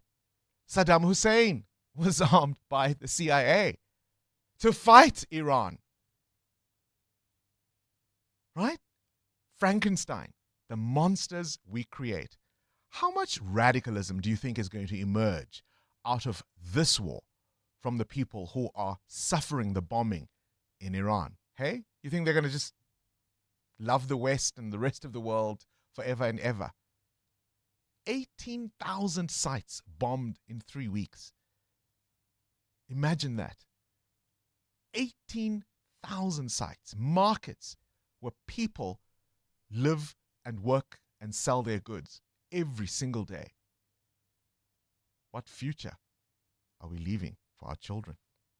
702. What's the question? What's the question is brought to you by Outsurance. A chance for you to win up to 3,000 Rand in cash. First, 1,000 for the answer, and then later 2,000 Rand if you can give us the question. SMS out to 45142 now, and you could save on your car insurance. If you don't, you can ask Outsurance for 500 Rand. Today's answer comes from Joseph. Joseph in Kempton Park. What's today's answer? Good morning, Mr. Bongan. Good morning, Joseph. To this answer, it's Aretha Franklin and Elton John. You made it so easy. Aretha Franklin and Elton John, says Joseph. 1,000 Rand is coming your way, my man. If that's the answer, what's the question? And no, it's not about a storm. Call us now on 011 883 0702. Took it for granted. People know. Yeah. The lines are already buzzing. Yes, exactly. Cindy Paluta? Yeah. All right, we knew the Proteas weren't going to win. No. Really, the question is about how much But did they how lose? much did they lose? The Proteas women lost to New Zealand by 92 runs in the fifth T20. New Zealand winning that series 4-1. They posted a massive 194 for 6 with their captain Amelia Kerr smashing 105 or 55. South Africa falling short, losing 9 wickets in the end. After this, the men are playing in the deciding fifth T20. Starts in half an hour. Men's coach Shukri Conrad expects an entertaining showdown. We come here, great to finish it off in Christchurch. The last tour we won, we started off in Christchurch, and a fantastic oval like this, and also rich in cricketing history. We're expecting good facilities and a good match tomorrow night. At home, a big game in the domestic one-day cup. The Warriors are playing the Titans in a knockout match where the winner will meet the Lions in the final on Sunday at the Wanderers. It's the end of an era. Mo Salah reaching an agreement to leave Liverpool at the end of the season, 1 year early, and will be a free agent. Salah's won every major trophy at the club, as well as 4 golden boots, and was Players' Player of the Year 3 times. I want to thank everyone who was part of this club throughout my time here, especially the teammates, past and present. And to the fans, I don't have enough words. The support you showed me through the best time of my career, and you stood by me in the toughest time, is something I will never forget, and something I will take it with me always. In his 9 years at Anfield, Salah made 435 appearances, scoring 255 goals. His last match will be against Brentford on May the 24th. In tennis at the Miami Open, Coco Gauff through to the semi-finals. She beat Bencic 6-1, 1-6 and 6-3. In the first set, I was, even though I lost that lead, I felt like I was kind of cruising. And the second, it just got away from me really fast. And once it was like 5-1, I was like, okay. And I think that third set was just really just will. And I lost that 40 love game, and I was really upset with myself because I had, it wasn't like she hit 4 return winners. It was points that were on my racket. Men's number 2 seed Nick Sinner through to the quarterfinals. He'll play TFO, a 27th consecutive straight sets win in Masters 1000 tennis for the number 2. The 6th seed Taylor Fritz is out. He lost to Leheka in straight sets. Cindy Paluta, Eyewitness News Sport. Winning the work is one thing. Funding it is another. When growth moves faster than cash, Bridgement gives you the cash flow to deliver, even when timing works against you. Apply online in minutes. Get up to 10 million Rand in as little as 24 hours. Apply now at bridgement.com. Bridgement. Business funding simplified. Did you know that you are entitled to buy a new, demo, or used car without a service or a maintenance plan? You can also use an independent workshop for all servicing and maintenance needs without your warranty being automatically voided. Independent workshops are entitled to all technical info and parts needed to work on your vehicle, so you can shop around for the best price and service. Right to Repair. It's your choice. Visit righttorepair.org.za. I only went for gift wrap, that's all I needed, I swear. Just tape and birthday wrapping for a little teddy bear. Now there's a pink flamingo perched right by the door, and somehow 5 new books to read thanks to the crazy store. That's crazy, crazy, that's the crazy store. Went in for one small thing, came out with so much more. The crazy store. Hey, you never know what you might find. Smart Steve from Momentum, hello. Stevie, it's Clinton Myers, the Minister of National Treasures. Mr. Minister, how can Momentum Insure help you? This economy is not helping with the cost of my gusheshe, my tires, man. Just get Momentum Insure's safety returns and get up to 30% cash back, even if you claim. Is it true? Stru's Bob, Mr. Minister. Visit momentum.co.za or call 0860 006 784. Momentum Insure, keeping you safe on your journey to success. Momentum Insure is an authorized non-life insurer. T's and C's apply. EWN traffic. 12 to 8, the CWN traffic brought to you by Peugeot. Pretty tough. Amo? Bongani, things are hectic on the N12 as well as the R24 West. The delays are between Barbara Road and Craft Road towards the Gidudi's interchange. About a 40-minute hold up there. If you are traveling along this route, please be patient. And if you know exactly what's causing these delays, do send us those reports on Exit EWN traffic. Otherwise, you can try to use the N17 west towards areas like Germiston as well as the Joburg CBD. If you're traveling out on the Mike 1 North, we've got an accident right after the Boysons Road exit. Delays coming out of Xavier Street. Please be on the lookout there. There's also queuing traffic on the M1 South approaching Cornet Drive coming out of the Buccleuch interchange. More updates coming up. Stay tuned. There's more EWN on air, online, and on the EWN app. Your business needs strength, reliability, and serious capability. Look no further than the Peugeot Professional Pickup Range. Built tough for South African conditions, Peugeot pickups are engineered for fleets, professionals, and the agricultural heroes who keep the country moving. From load capacity to fuel-efficient performance, these pickups work as hard as you do. So from building, delivering, or farming, Peugeot has the model that's ready for the job. Visit your nearest Peugeot dealership today and power your business with the confidence of Peugeot Professional. Landtrek, it's pretty, but tough. 702. What's the question? For 2,000 Rand in cash, thanks to Outsurance, please tell me what's the question. And it's a really easy one. If the answer is Elton John and Aretha Franklin. Ufenze in Springs, what's the question? Hi, Bongani and the team. The question is, which year was Elton John and Aretha Franklin born? Well, if that's the question, the answer wouldn't be Aretha Franklin and Elton John. We're looking for the year, right, Ufenze? Let's try Raisa in Bedford View. Raisa, what's the question? Yes, the question is, which two queens are celebrating their birthday today? Love it, right? Love it. I said it's got nothing to do with a storm because they've got a duet called Through the Storm where they sing together. But we'll play their own music. Let each queen stand on its own. Raisa, like the queen you are, 2,000 Rand is coming your way. All thanks to Outsurance and 702.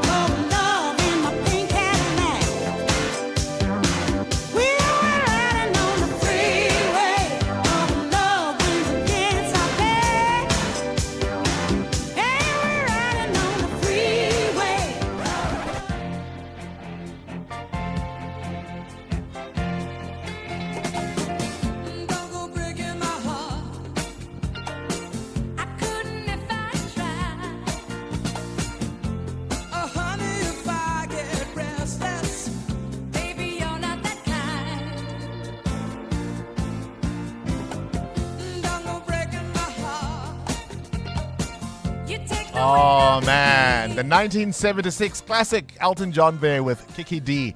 Don't Go Breaking My Heart. Number one smash for Elton John at a cause. Aretha Franklin, Freeway of Love. Happy birthday to both queens. Wondering why 45-year-old Nivan has such a big smile lately? Outsurance. Saved me so much money. 461 Rand. That's right. With Outsurance, Nivan saves an amazing 461 Rand a month on his 2025 VWT Cross. And after 3 claim-free years, he gets an out bonus. So much money. How much money could Outsurance save you? Get a quote now. SMS out to 45142. That's out to 45142. Licensed insurer in FSP. TCs and information online. Hi, this is Teko Modise, Hollywood Bet's brand ambassador. Be a winner who knows when it's time for a timeout and play responsibly. If you or someone you know needs help, call the South African Responsible Gambling Toll-Free Counseling Line on 0800 006 008 or WhatsApp help to 076 675 0710. Hollywood Sportsbook is a licensed betting operator. Hollywood Bet supports responsible gambling. No person under the age of 18 years are permitted to gamble. Winners know when to stop. Every bunny needs a holiday. And with FlySafair's affordable fares, there's no excuse not to go.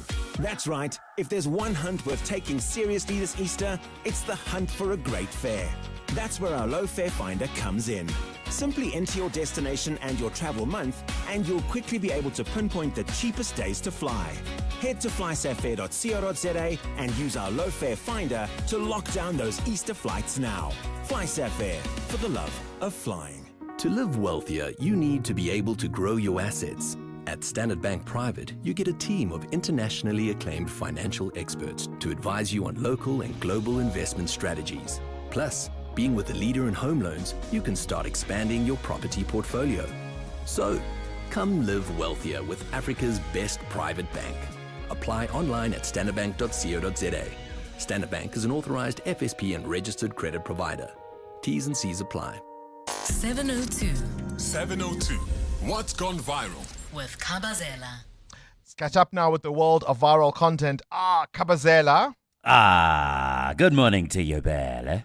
I didn't know what to make of this story because honestly, I mean, at a bar?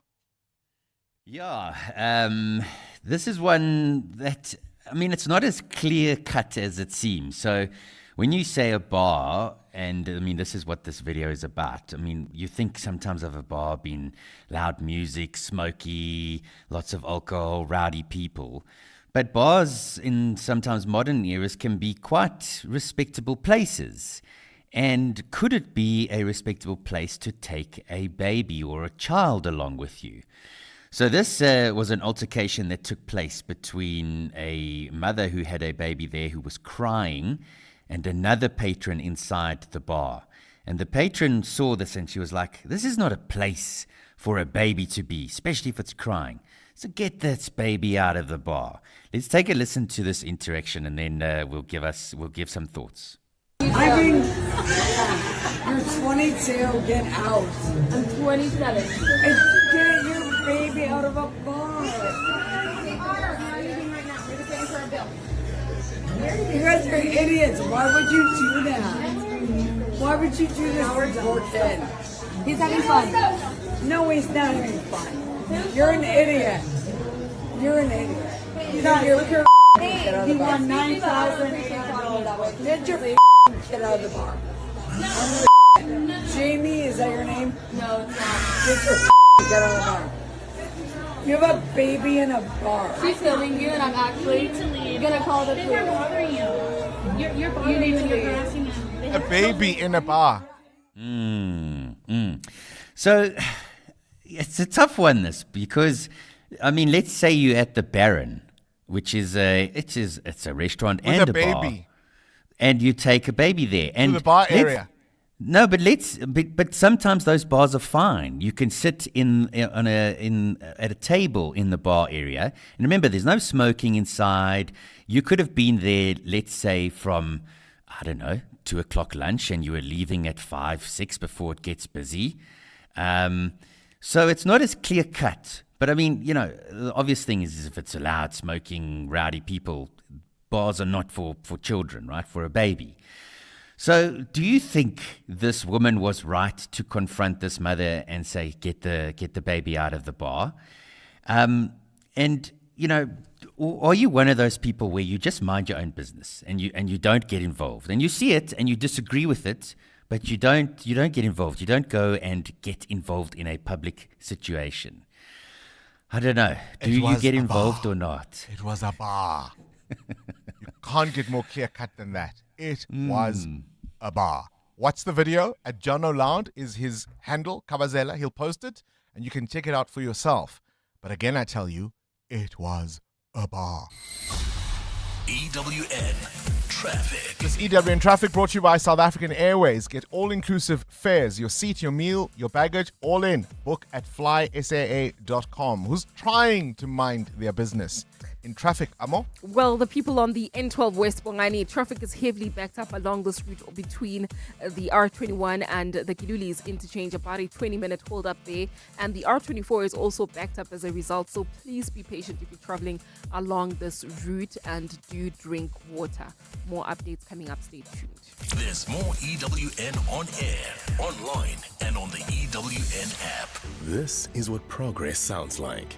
At South African Airways, we've added more aircraft to the runway, increased our flights from just over 1,000 in 2021 to over 24,000 last year. And we continue to add more destinations and routes. It's steady progress over time. We know there's still work to do, but every day we're building something stronger. An airline that shares the resilience of the country it carries. South African Airways. Book your next flight at flysaa.com today. 702. 702. Feedback. With Rupfiwa Kone. Rupfiwa Kone, what feedback do you have this morning? Well, Bongani, we have a reaction to your question earlier on this morning about people who seem to have money and spend just don't know how to spend it. Yes, and Amo did indicate to us that we should take note of you, Bongani, as well, who purchases a number of shoes in different colors. I did that with the Crocs. The same Crocs, pair. Yes. So you will have one in 3 colors. What? Can we talk about the important stuff? We spoke to a whole former ambassador. What are people saying about that? We didn't get much reaction on that, but they did appreciate the fact that the ambassador did tell the truth. He seemed to have seen what would transpire with Trump even before he had left or was told to leave. And also with your big interview, Bongani, just going back and understanding the history of how all this began. How did America come to going against Iran? And how did Israel get roped in? Just getting the nuance of that was quite significant. How it started is one thing. How will it end is quite another. It's 8 o'clock. This is EWN. Emergency teams deal with a flare-up at the historic Bota Sikau building, and witness D's alleged killer expected back in court.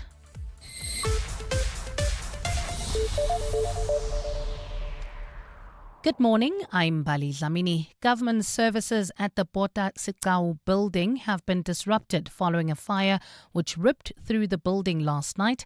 Firefighters are still on the scene attending to flare-ups at the 11-story building. Motorists are being urged to avoid Owen Street and that area around the building to allow officials in to work. Various authorities are currently on scene investigating the cause of the fire. All 11 floors have been destroyed by that fire, but the full extent of the damage is yet to be assessed. King Sabata Dalindyabo municipality spokesperson Olwetu Mabovula. However, there are plans of closing the road. That side, in fact, it's not an entire road. It's just within that precinct, which will be just the Owen Street that will be closed off for people passing by, since there will be lots of activity that is happening that side.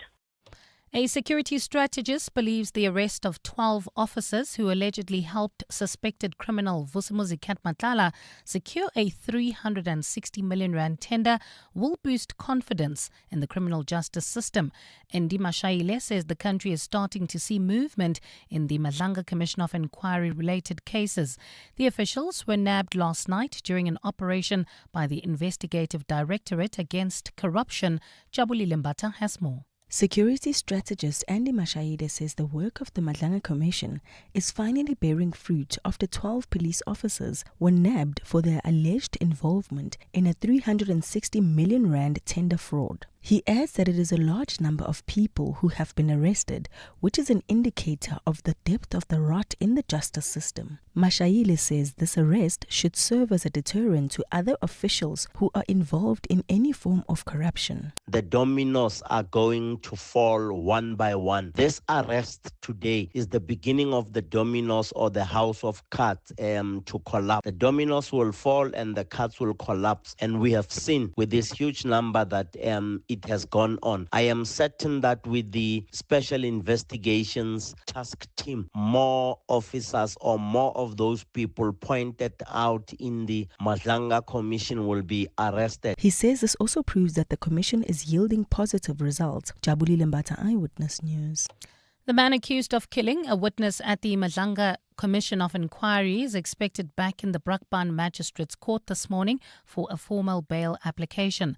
Matipandile Soteni, a former member of the police's special task force, was arrested for allegedly shooting Marius van der Merwe, who testified at the commission as witness D. Van der Merwe was killed outside his Brakpan home in December last year. Alfara Mshwana has more. With Matipandile Soteni facing a Schedule 6 offence, the burden rests on his legal team to demonstrate exceptional circumstances that would justify his release from custody. However, the state and the South African Police Service have indicated that they will oppose bail, maintaining that he's a very dangerous man. Soteni is a highly skilled precision shooter trained by the Special Task Force to shoot targets from moving vehicles. NPA spokesperson Lum Kamahanjana previously stated that Soteni is a danger to civilians. And you must remember that investigations will lead us to other aspects because we still need to get his criminal profile if he has other cases. Soteni will formally apply for bail in court this morning. Alfa Ramshwana, Eyewitness News. A Tshwane municipality employee has absconded after it emerged that he cost the metro millions by allegedly approving the deployment of private security guards without authority. This was revealed yesterday during the testimony of Tshwane Metro Police Deputy Chief Rivo Spies at the Madlanga Commission. Spies, who is stationed at the Asset Protection and Security Division, has blown the lid on how a few politically connected security companies unjustifiably benefited from a security tender. Tabiso Koba has more. In March 2022, the Tshwane municipality awarded a tender to 22 security companies for the guarding of its critical infrastructure. The tender also incorporated an ad hoc service where the municipality would call on these companies during times of emergencies and they would invoice it accordingly. TMPD's Deputy Chief Rivo Spies says he ordered for all ad hoc services to be stopped when he realized they were being abused. However, Spies says despite his order, a company by the name of Gubis 85 Solutions continued invoicing the municipality millions for ad hoc services. On further investigation, Spies says he found that a low-level metro officer by the name of Inspector Lebogang Piri was approving the ad hoc services on behalf of Gubis. Since Friday, we've been trying to get hold of him. His direct supervisor has been given instruction that he must report Monday morning past 10 o'clock at the office. He has failed to do so, so disciplinary steps and consequence management is being introduced again for that as well. The commission resumes on the 7th of April. Tabiso Koba, Eyewitness News. And in the Philippines, public hearings on the impeachment case against Vice President Sara Duterte are underway now. Duterte is accused of misusing public funds and threatening to kill President Ferdinand Marcos Jr.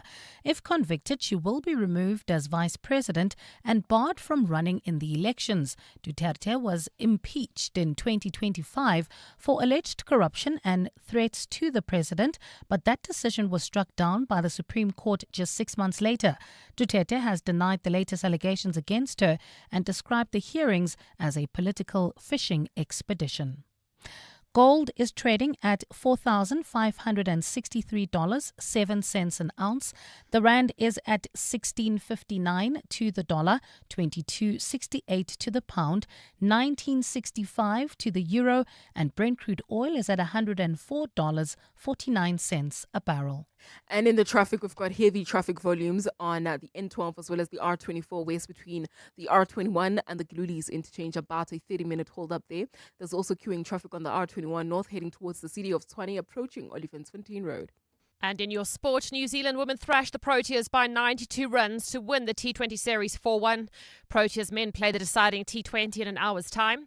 In the One Day Cup, the Titans taking on the Warriors for a place in Sunday's final against the Lions. And after 9 iconic years, Mo Salah leaves Liverpool at the end of the season. A partly cloudy Wednesday in store for Gauteng today with isolated showers expected. Temperatures will peak at highs of between 25 and 27 degrees. The top story in EWN, government services at the Bongani building have been disrupted following a fire which ripped through the building last night. EWN, in touch, in tune, and independent. For the latest, visit ewn.co.za or download the EWN app. This is Breakfast with Bongani Bingwa on 702. Let's walk the talk. 8 minutes after 8 o'clock. You're welcome.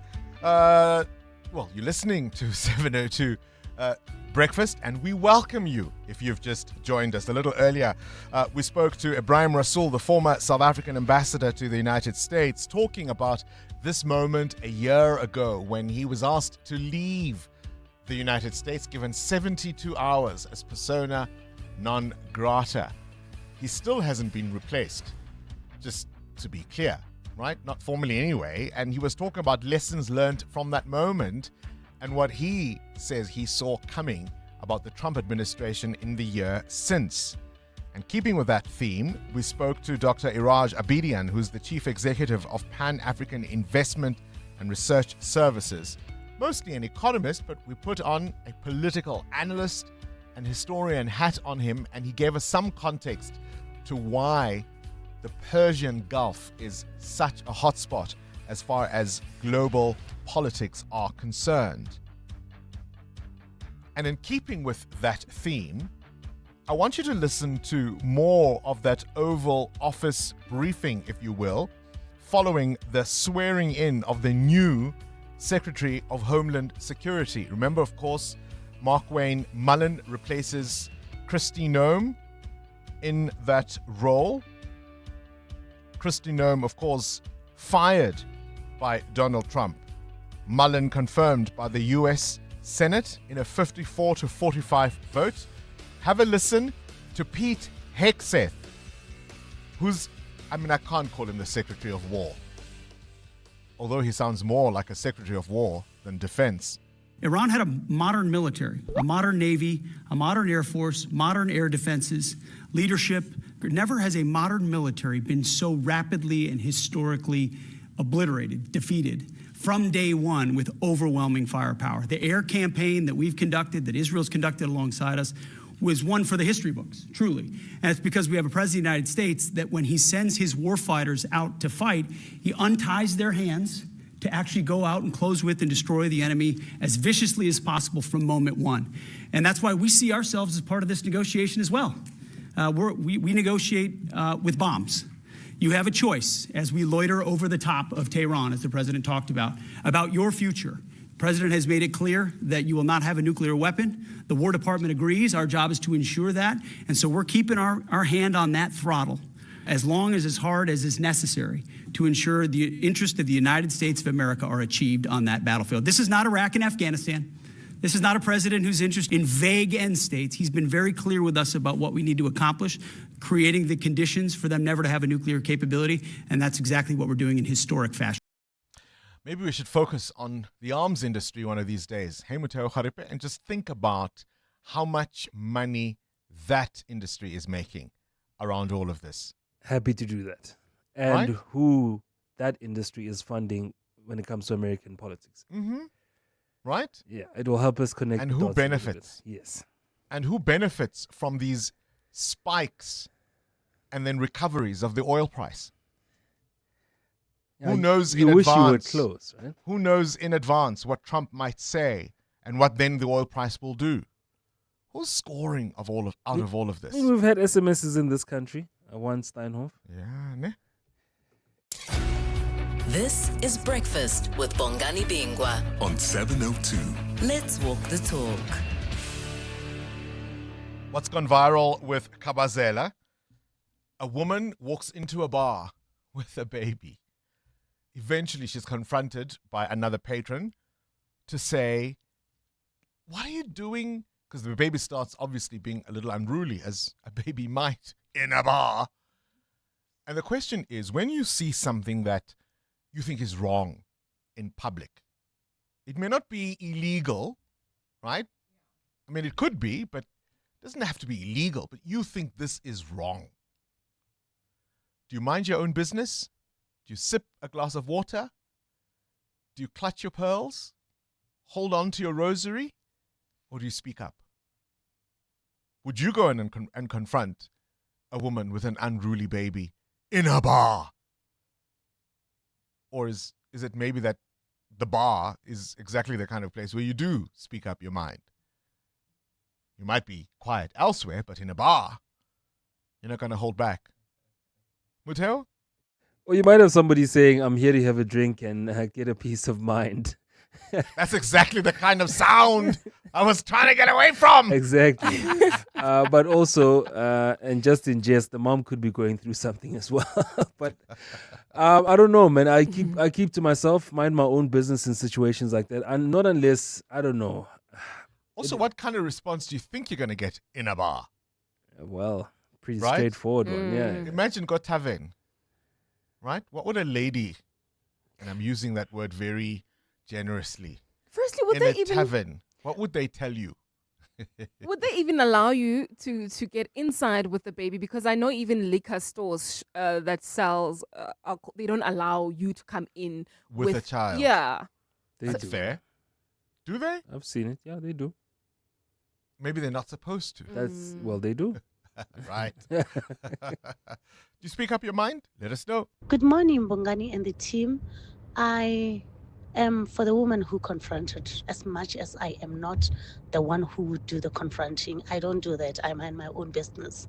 But I will definitely applaud those who have guards, who can, especially when something is wrong, like how you keep emphasizing that it was a bar, meaning yeah, she was definitely in a bar with a child.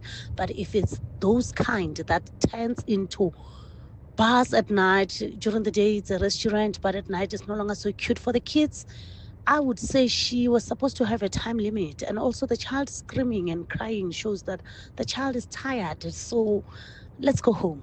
Indian team, I'm in a way there are kids. I get involved. It's unfair for children to be exposed to some certain areas like bars or shibins when they're still very young like that. Anything can happen over there. You cannot regulate the behavior of the people who are smoking. So it happens a lot in the auction. And I think the cops know. I call the police station to report this kind of situations where children are taken advantage of by the people who should be protecting them from this kind of environment. Good morning, Bongani.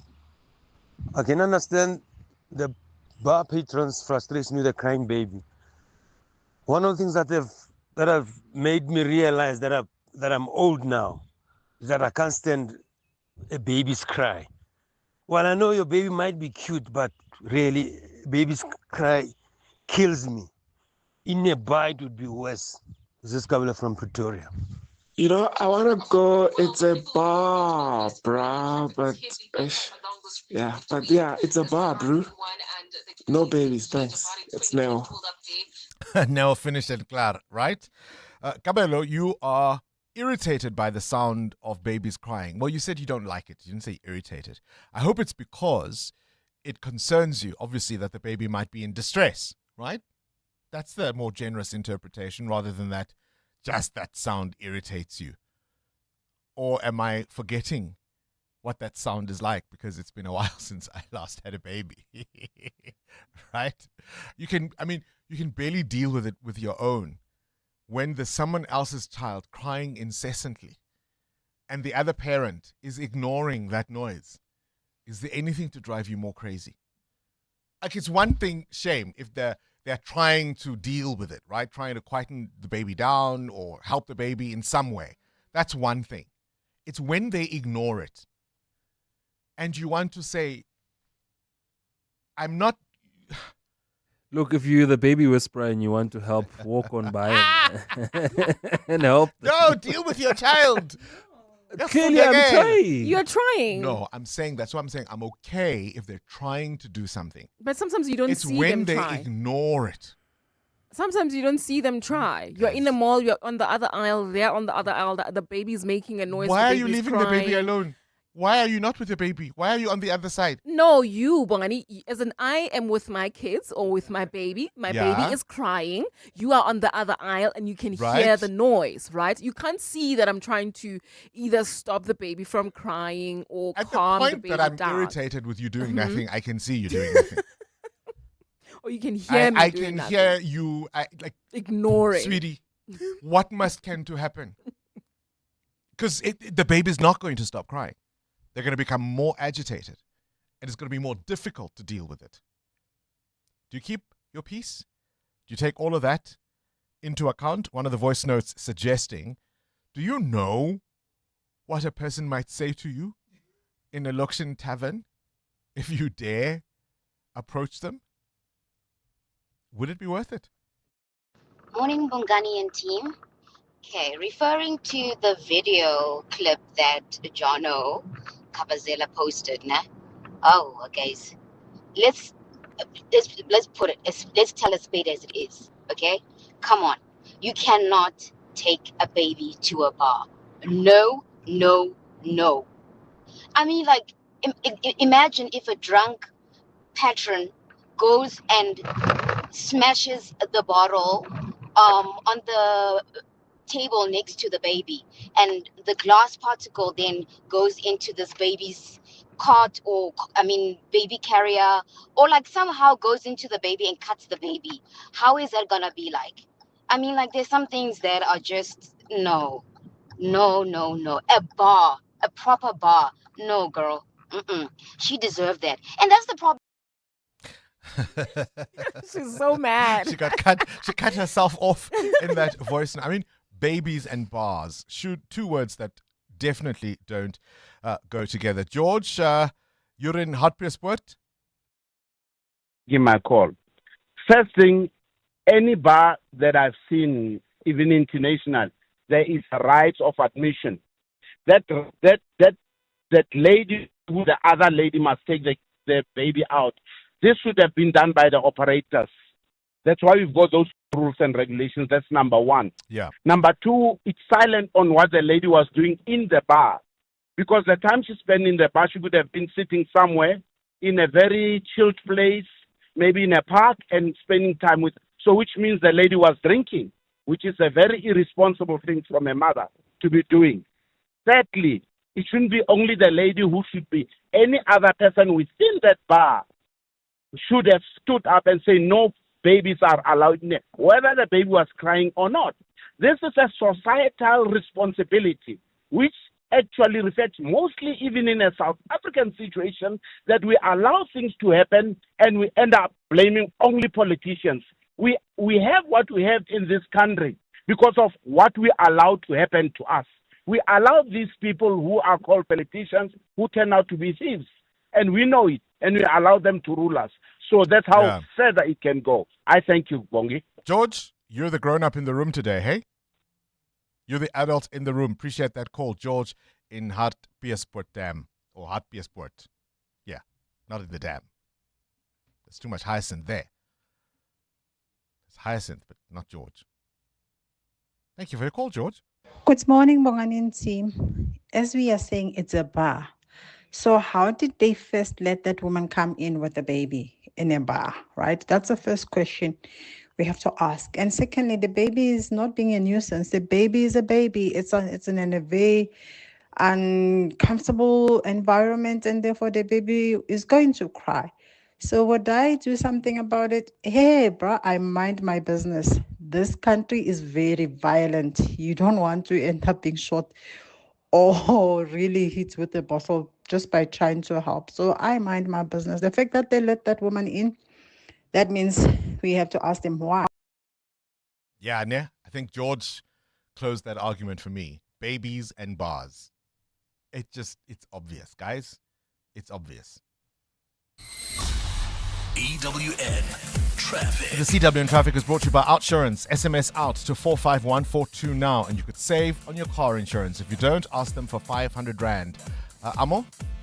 Well, Bongani, we've got queuing traffic on the N12 and the R24 west between the R21 and the Glulies interchange. The N3 north is now heavily backed up as well. This is between the Yelands interchange and Modderfontein Road. Also, do remember that we still have got that accident right near Modderfontein Road.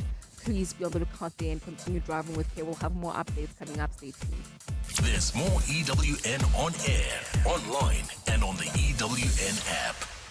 The Outsurance pointsmen know that every car on the road carries a story. There's a car with a couple stealing glances at each other.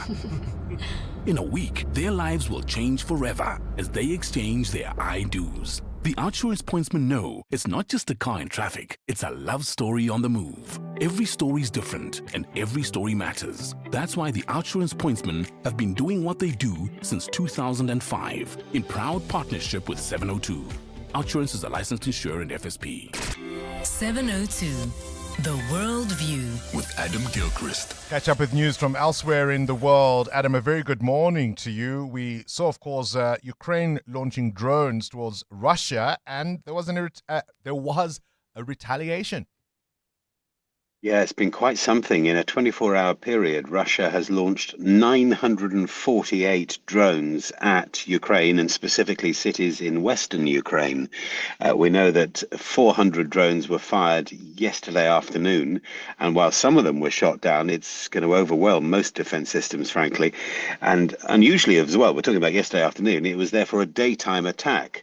And that hasn't happened so often because I guess it's easier to shoot them down. But given the numbers, a very expensive operation as well when you think about it. But also this is after another heavy overnight attack the night before. And we know that at least 5 people were killed. The mayor of Lviv, one of the cities hit, said 22 people were injured and some in a bad way.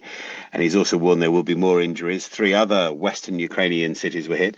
It's a thing about the Ukraine-Russia war. It's not exactly a forgotten war, but does it feel like the rest of the world sometimes just turns a bit of a blind eye and a deaf ear to the conflict? Are we a bit war weary? Are we, dare I say it, a bit bored with it and kind of want to go on with the rest of global activity?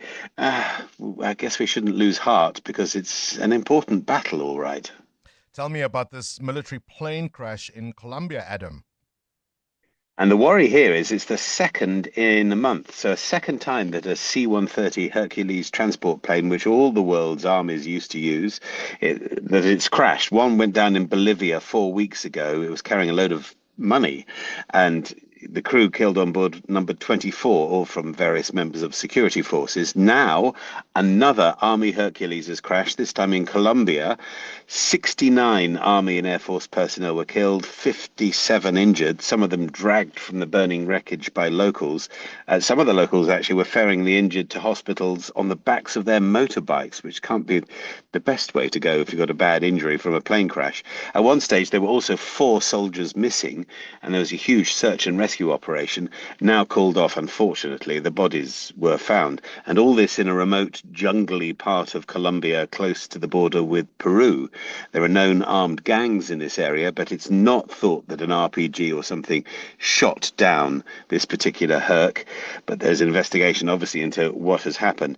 Could it just be an old and outdated military plane? I'm sure most of our militaries have some old and outdated stuff, and it can be problematic. And Adam, how do you keep fuel costs low for what, 300 million drivers? Yeah, 300 million drivers in China, said to be. Yeah, absolutely. And they've already seen all sorts of petrol price hikes and not forgetting diesel and gasoline and home fuel and so forth. But China, being a big brother communist state, is able to slightly take over this. Now, you have your safeguard platforms as well for fuel prices. We do too. But in China, they just go, nah, we're not going to do that. So they were set for an extra, I didn't know oil was measured in tons, but anyway, it is sometimes. They were set for an extra $320 a ton. The Chinese government has weighed in and said, you know what?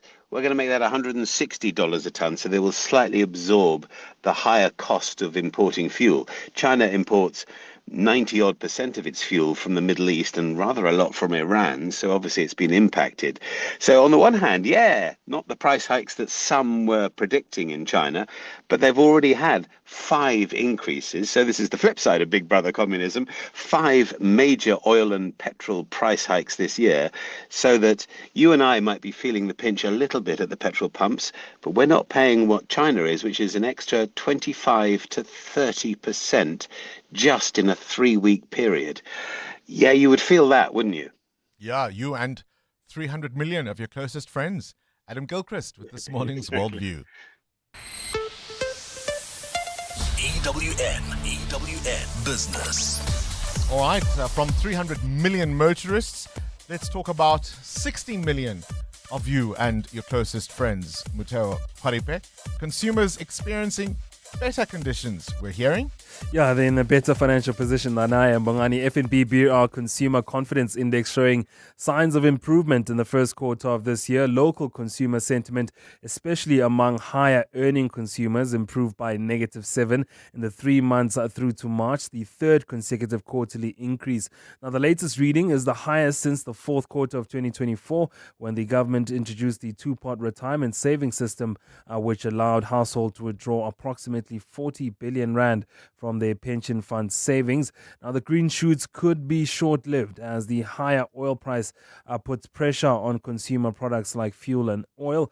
FNB says the US-Israel war on Iran is expected to negatively affect confidence in the coming months as energy prices rise.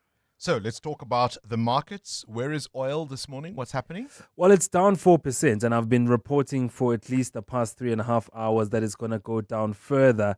But it doesn't seem the war is close to ending. Bongani, Israel and Iran have exchanged airstrikes this morning as Iran again rejected President Donald Trump's claim the United States was in negotiations to end the war, saying the U.S. is negotiating with itself.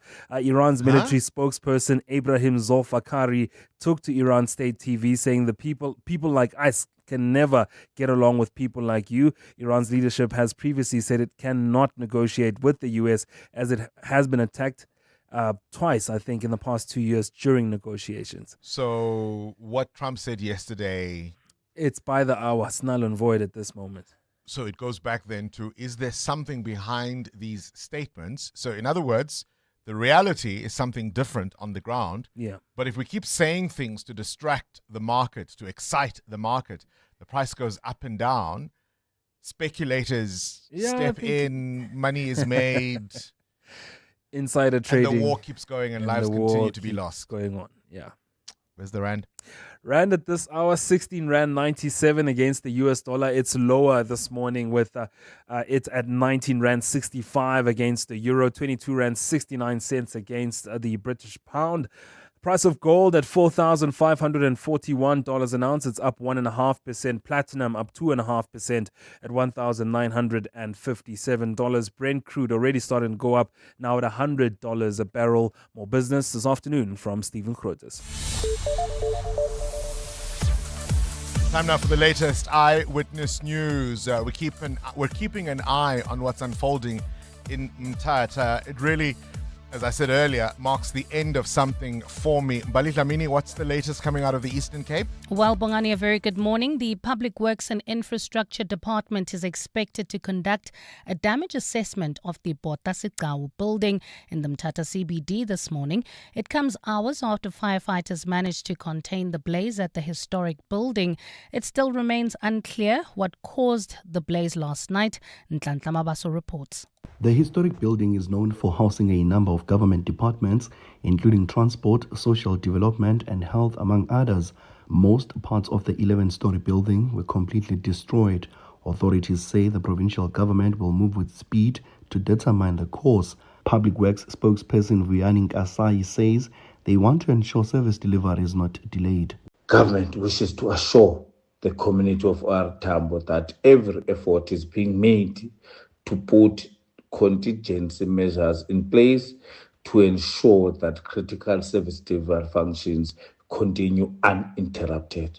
Further details regarding the temporary arrangement will be communicated as soon as they become available. Police have confirmed that an investigation is underway.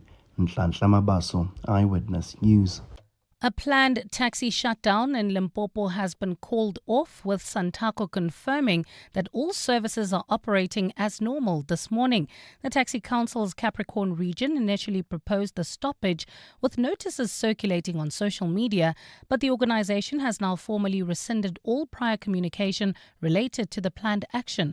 Mongezi Koko has more. The Capricorn region is home to thousands of commuters who rely heavily on taxi services as their primary mode of transport transport, with any disruption directly impacting access to work, schools and essential services. Had the tools down gone ahead, communities across the region would have faced a day of significant disruption, particularly those in outlying areas where alternative transport options are limited or non-existent. Sintako says regional leadership remains committed to resolving outstanding concerns through lawful and constructive channels, with regional committees urged to continue consultations with members and explore alternatives that support both service delivery and workers' welfare. All operators, drivers and partners are urged to resume normal duties and uphold high standards of safety and professionalism. Momke Ziko Go, Eyewitness News. Water and sanitation officials have intensified monitoring efforts as water supply is at risk in the Western Cape, with dam levels declining. The Provincial Water and Sanitation Department says it meets once a year in November to assess the province's water supply systems. But an additional meeting has been scheduled for the end of this month due to dwindling dam levels caused by below average rainfall in that region. The provincial head of the department, Ntombizanele Pila Mopariwa. Normally we meet once a year to look at how the system is behaving. However, because of the decrease of our dam levels, we are not going to wait for November. We are going to meet on the 31st of March to look at the system's behavior. And that is what is going to lead us, to guide us whether we are going to employ water restrictions. A partly cloudy Wednesday in store for Gauteng, with isolated showers and thundershowers expected. Temperatures will peak at highs of between 25 and 27 degrees. And in the traffic, we've got delays on the R24 West, bumper-to-bumper traffic coming out of the R21 towards the Giluli's interchange. The N12 West is also heavily backed up, along with the N3 North between the Yelans interchange and the Modderfontein Road exit. The top story in EWN, the Public Works and Infrastructure Department is expected to conduct a damage assessment of the Botasikau building in the Mthatha CBD. The Midday Report. Weekdays, 12 to 1. Do you believe that this was in line with your responsibilities on the ad hoc committee? All I'm saying, you cannot have a minister go live on Facebook. Last week, he also had a press conference. And on this weekend, he says, yeah, Terlina se slang sonder gif. I mean, his utterances towards a member of parliament is completely unacceptable at this point. I haven't mentioned Gayton McKenzie in anything. I have probed allegations in the ad hoc committee, and I will continue to do that without fear or favor. The Midday Report with Mandy Wiener. 12 to 1 on 702. 702. Hey guys, this is Robert Marawa, Hollywood Bet's brand ambassador. Playing responsibly is part of the winning strategy. Make smart choices and continue to score. If you or someone that you know needs help, call the South African Responsible Gambling Toll-Free Counseling Line on 0800 006 008 or WhatsApp help to 076 675 0710. Hollywood Sportsbook is a licensed betting operator. Hollywood Bet supports responsible gambling. No persons under the age of 18 years are permitted to gamble. Winners know when to stop. Are your nails discolored, brittle, crumbly, or appear ragged? Are they thickened or starting to lift off their nail bed? You may have a fungal nail infection, which can lead to discomfort, limit your activities, and have a negative impact on your social life because of the embarrassment. New Turbane Nail treats fungal nail infections by directly killing the fungus. It requires no filing before application and dries in about 30 seconds once applied. Ask your pharmacist about New Turbane Nail and say goodbye to fungal nail infections. What's with the camouflage, Dorf? I'm going hunting. Just me, nature, and my most underrated off-roader, a rental car. Hunting? You could fit that little car in your backpack, Dorf. I sit in the driver's seat, baggage at the back, chairs on the roof. The kudu is going to get in and strap its own seatbelt, Savvy. Could do with more legroom, Dorf. Go hunt for a new 4x4 at WeBuy Cars. They got great deals. Oh, shot, Savvy. Don't be doof, be savvy. We buy cars geared for that big trip, geared for you. The Money Show. Weekday evenings at 6. the Southern African Agri Initiative. The group say government is blocking them from procuring their own foot-and-mouth vaccines for their cattle. It's the regulations and the law requiring state-controlled diseases, particularly those using vaccines that are not registered for use in South Africa. Some farmers took it upon themselves to import vaccines from Kenya. They've now potentially introduced strains of the FMD vaccine, and that obviously complicates the fight against foot-and-mouth disease. John Steenhuisen, Minister of Agriculture. The Money Show on 702. Let's walk the talk. The Money Show with Stephen Curtis is brought to you by Absa Islamic Business Bank, celebrating 20 years of banking that honors your values. Your story matters. Absa is a registered FSP. 702. WhatsApp Bongani on 072 702 1702. Good morning, Bongani. Bongani, Oh, I'm not sure what happened there. Do remember the WhatsApp etiquette? Try not to play the piano as you send us a voice note. Good morning, Bongani. Bongani, I am so emotional like you regarding the building of Mthatha. Yeah, I know that building as well. It's a very memorable building, historical building. So I think Bongani, people must start voting using their brain, but not using their hungry stomach, not using their emotions. I think that will change. It's ANC's fault. Thank you. Good morning, Mr. Bongs. This is Sydney from Joburg, and good morning to the 702 landers there. Mr. Bongs, about the dirt there in Joburg CBD. You ain't seen nothing yet, bro. You must just go deeper into this Joburg CBD. Then you'll see a lot of dirt. Piles of dirt just being left there on the corner, stuff like that. But there's a government, there's a mayor. I don't understand this, really. I don't not understand this, Bongs. You must just go check there, bro. Morning, Bongani. Listen, I'm from the Eastern Cape. Let me tell you something very shortly. It is a sad state of affairs. I promise you there is such a high appetite for corruption. You can get anything done administratively or politically in this province. I promise you anything. You can get an RDP house. You can get, and it's the housing. Everything, the corruption is just rife. And we have a premier that is putting up this all is in order kind of a face whenever you see him in newspapers and in television, and it's a blatant lie. It is the most unsafe province politically. Yes, the majority of the people here vote for the ANC, and it will probably never change, if you ask me. Hi, Bongs. Buildings that have burnt down in the Eastern Cape. I was in Queenstown in December. The main post office, I think it was, and the municipal building, two very beautiful historic buildings, burnt to the ground, and yeah, it stinks when you pass through it now. There's just no efforts to even reconstruct or make that place a bit safe for citizens. With regards to the Mthatha building, I suspect foul play there. I mean, I hear the argument about foul play. Another voice note suggested earlier, where are all those departments now going to be housed? There's a tender in it for someone.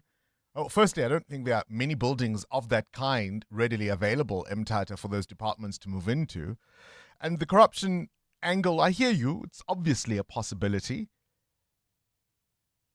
I think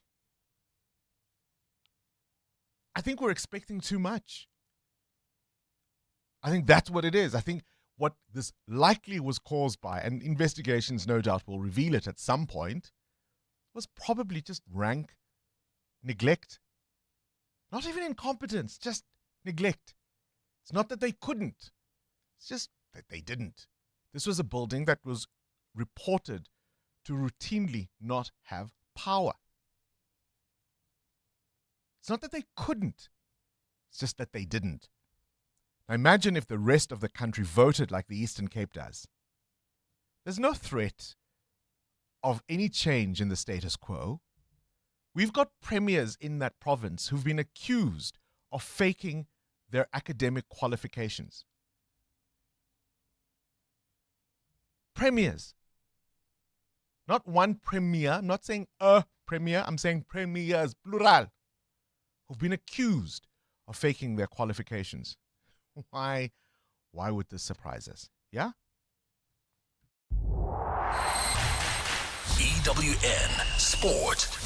All right, Cindy Paluta, live cricket. Let's see if the men can do what the ladies couldn't. Yeah, they're off to a decent start. New Zealand have sent the Proteas men into bat first in the fifth and deciding T20. They're 43 for 1 after 6 overs. They lost to Zorzi first for 12. Earlier, the New Zealand women thrashing the Proteas by 92 runs in the fifth T20, winning the series 4-1. New Zealand posted a massive 194 for 6. Captain Amelia Kerr smashing 105 or 55. Huge knockout game in the local one-day cup today as the Titans are up against the Warriors. They're playing for a place in Sunday's final. That'll be against the Lions at the Wanderers. It's the end of an era. After 9 iconic years, Mo Salah has reached an agreement to leave Liverpool at the end of the season, 1 year early, and will be a free agent. Salah's made 435 appearances, has won every major trophy, including 6 Golden Boots and 3 Players Player of the Year. His last match will be against Brentford on May the 24th. Leaving is never easy. You gave me the best time of my life. I will be always one of you. This club will always be my home, to me and to my family. Thank you for everything. Because of all of you, I will never walk alone. In tennis at the Miami Open, Coco Gauff through to the semi-finals. She beat Bencic 6-1, 1-6 and 6-3. Yeah, that match point was kind of funny because yesterday I hit really bad drop shots on some break points. I told myself I wasn't going to hit any drop shots on any important pressure points, and I also stopped practicing them to be honest, because I didn't want myself to go for that shot. As sometimes you just play tennis and you're not even thinking, and I think it's the best when you play when you're not thinking. The men's number 2 seed Yannick Sinner beat Michelson 7-5 and 7-6. Though it's a record 27th consecutive straight sets win in Masters 1000 tennis, Sinner's not really happy. Yeah, I didn't feel my best tennis today, so I tried to find a way through. I know myself a little bit better now, so I know that every day can be very different. And of course, we try to improve, we try to keep going, and then we see how it goes.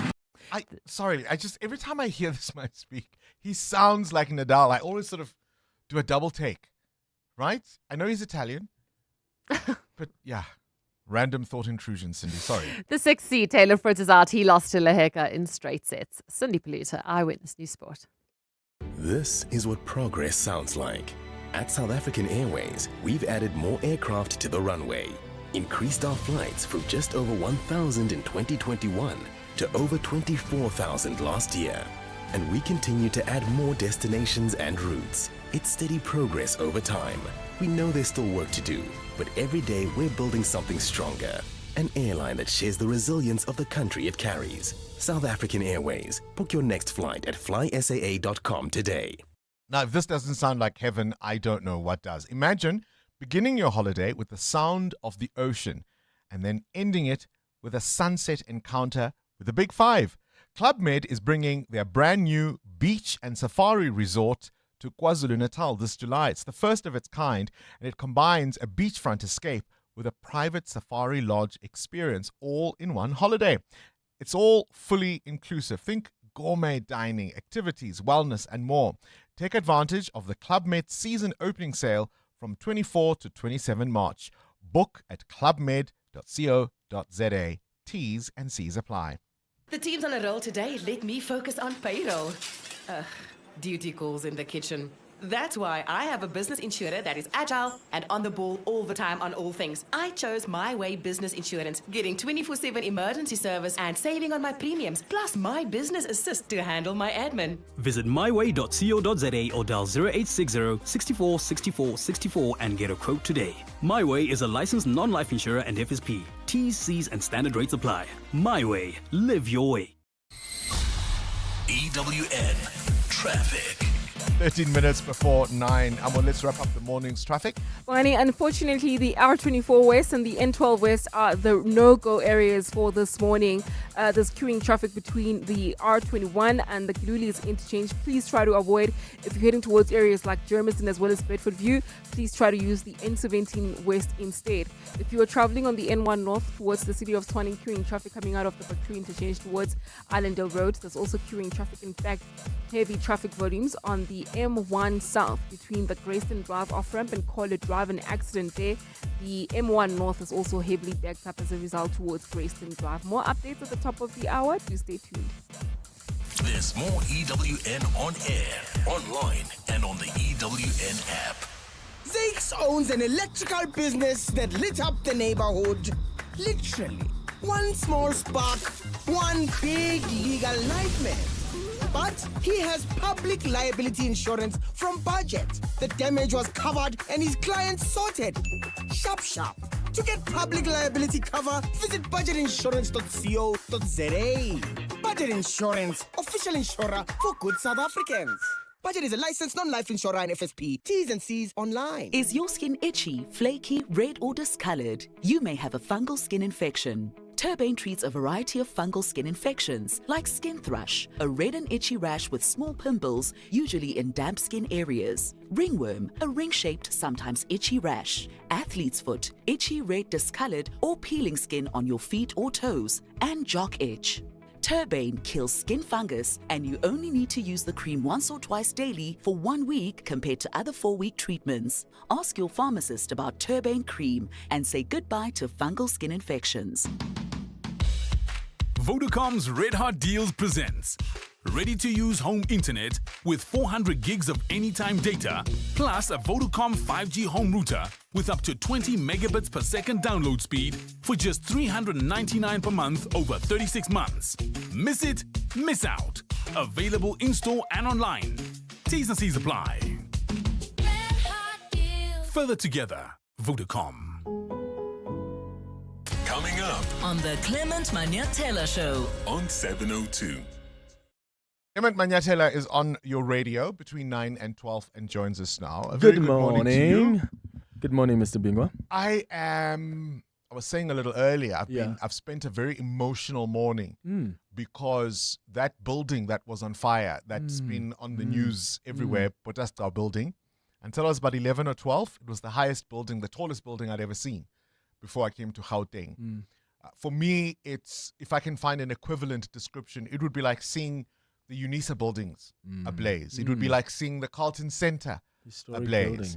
Yeah. And the frustrating thing is, Clement, people are saying maybe it's corruption, maybe they want, because they're housed, I think, 9 government departments. It's where you did everything. It was your one-stop shop. You want your ID, you want your driver's license, you want your matric certificate. There was a department that would help you in that building. So some are suggesting that maybe now there's a tender for, there's no building of that size in that town. So I don't think it's that. Some are saying it was perhaps incompetence. I don't think it's that. I think it was just a lack of interest. This was a building. Just let it dilapidate? This was a building. So remember, 9 government departments, multi-story building. Mthatha, you can see that building from anywhere you are in that town. It would often be without power. So people would go there seeking the documents I've just described, and somebody would be on their phone because we're offline today. Hectic. Tomorrow we are offline today. The next week we are offline today. It's not that they couldn't. It's not that they wouldn't. It's just that they didn't. That's it. And now here we are. They just didn't. And take care of it. That's so sad. I was reflecting with some family members because my book club went to Mthatha. And those of us who are from Mthatha had told them about the legendary Eagle Street, Ayok Road, Mdanam. And they're like, is this the famous York Road? We were talking about how the town hall used to have sprinklers, automated sprinklers. You could, I don't know, grab a sandwich on a park bench in the middle of town and feel like you were somewhere else. All of that, the lawns neatly trimmed and manicured. that for me is about the strength of opposition politics. If the country voted like the Eastern Cape does, Lord knows where we might be today. Yeah. In fact, speaking of voting, we're going to be speaking to the IEC this morning. We're going to have a broader conversation with them as they prepare for the local government elections, because those are coming up in a few months' time. And of course, one of the issues that we're going to discuss is just the voter apathy, because one of the research that they've commissioned indicates that South Africans are not really fascinated about voting anymore. Even when you look at how they feel about democracy as well, those numbers are at a historic low. So that's a conversation we're going to have at 10 o'clock. At 11 o'clock, we do our Listener's Choice feature. Today we'll be unpacking business rescue process. One of our listeners has chosen this as a topic for today, asking that we look at what really goes into the business rescue process. At 11:30, we've got such a hectic story today on our sharing space. You don't want to miss it. At 11:30, it's about. It's something hectic. It's very hectic. It's about something hectic. Just listen at 11:30. But we're gonna start with the open line, and today we'll reflect on what was spoken about yesterday regarding podcasting and some regulatory frameworks that are being proposed by other people. But also what Donald Trump said in the last couple of hours about Iran having regime change. He says, we have achieved regime change in Iran. A very hectic Clement Manyatela show between 9 and 12. Elevate your flying experience with Lyft Premium. Enjoy even more space, comfort, and convenience with priority boarding, extra baggage allowance, and complimentary lounge access. Visit lyft.co.za today.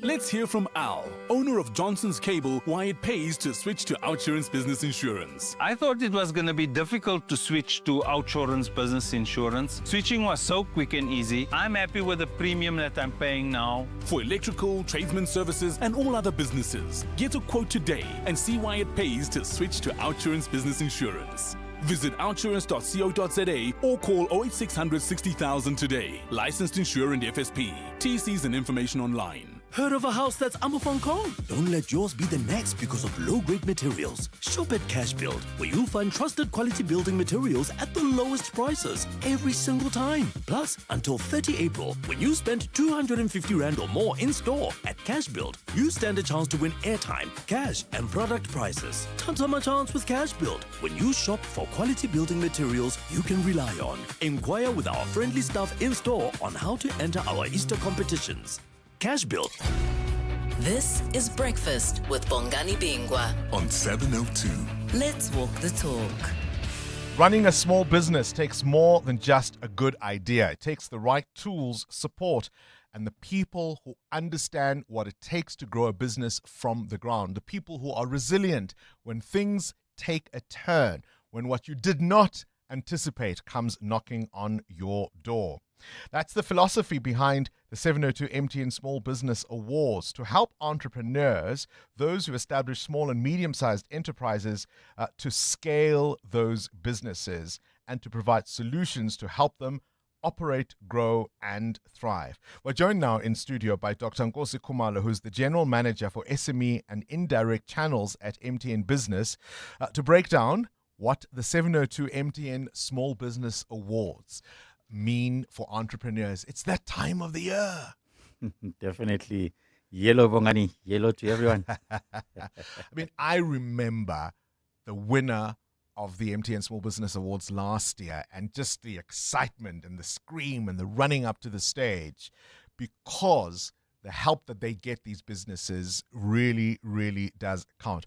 What does it mean, though, for MTN to enable these entrepreneurs to operate, to grow, and to thrive? Yeah, Bongani, I think as MTN, of course, we build digital solutions for Africa's progress.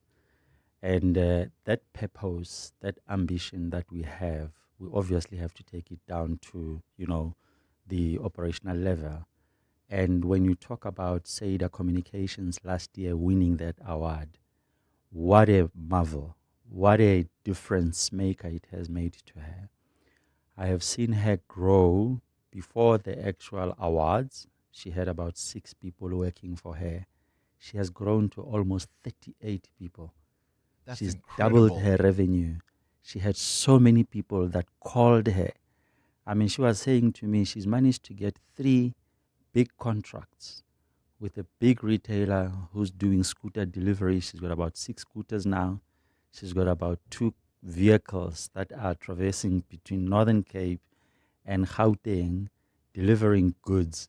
And she's leveraging on the power of technology. That's the app that she's actually built that was supposed to be for Uber-like, but she's obviously using it for her own business now. She's actually renting a driver for those logistics vehicles. She doesn't employ people 100%. She actually just gets them to register on the app, and she's basically bidding for work. The guys just bid for driving. And yeah, that's the power of technology that is anchored by MTN. And I think that for me is what underscores the difference with this competition. The idea that in a country where resources are often limited, certainly if they're available, they are stretched, that you can leverage technology to grow thriving and successful businesses. You know, we have invested so much in ensuring that our network is, you know, the best and fit for purpose for small businesses. And really, we cannot just keep it to ourselves. Let's expose it. Let's democratize it. Let's drive digital inclusion, leveraging on, you know, some of the 3 key pillars from our strategy, which is connectivity. And it talks to, you know, some of the fixed wireless access solutions we've built. It talks to digital infrastructure and fintech. And all those 3 key pillars really, really relevant for small businesses. All right, so let me ask you, someone listening to you now saying, what? They went from 6 employees to 38? Where do I enter? What kind of businesses are you hoping to see? Are you excited to see in terms of this year's entrance? Yeah, so we're calling on all businesses that are operating within Gauteng, and we are calling them to come and showcase the capabilities. What are they doing? The difference they are making in their communities, how they are using technology to gain market share and grow. They can go into, you know, Prime Media website. They can register there, and they can actually be part of, you know, the adjudication that we are going to be doing over the next 5 weeks. And hopefully they get to be the top 10 that will really make it, and hopefully get, you know, the amounts. I mean, we're offering about 200,000 rand of airtime from 702. And of course, the third winner gets about 100,000, but we've got top 10 that we are basically supporting financially. And it's not only that. I mean, last year's winner, you guys managed, 702 managed to provide them with a building paid for the year where they can actually operate from. Seda Communications is very grateful for that, for the support that you guys have given. So if you're a small business, a small to medium enterprise, looking for that next boost, particularly when it comes to connectivity and technology, and you're making a difference,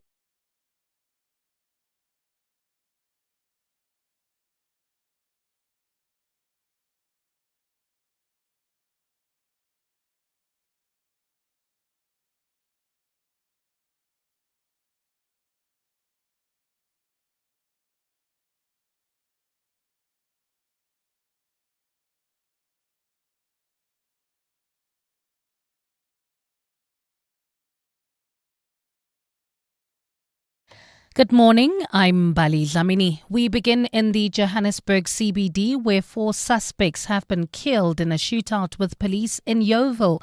A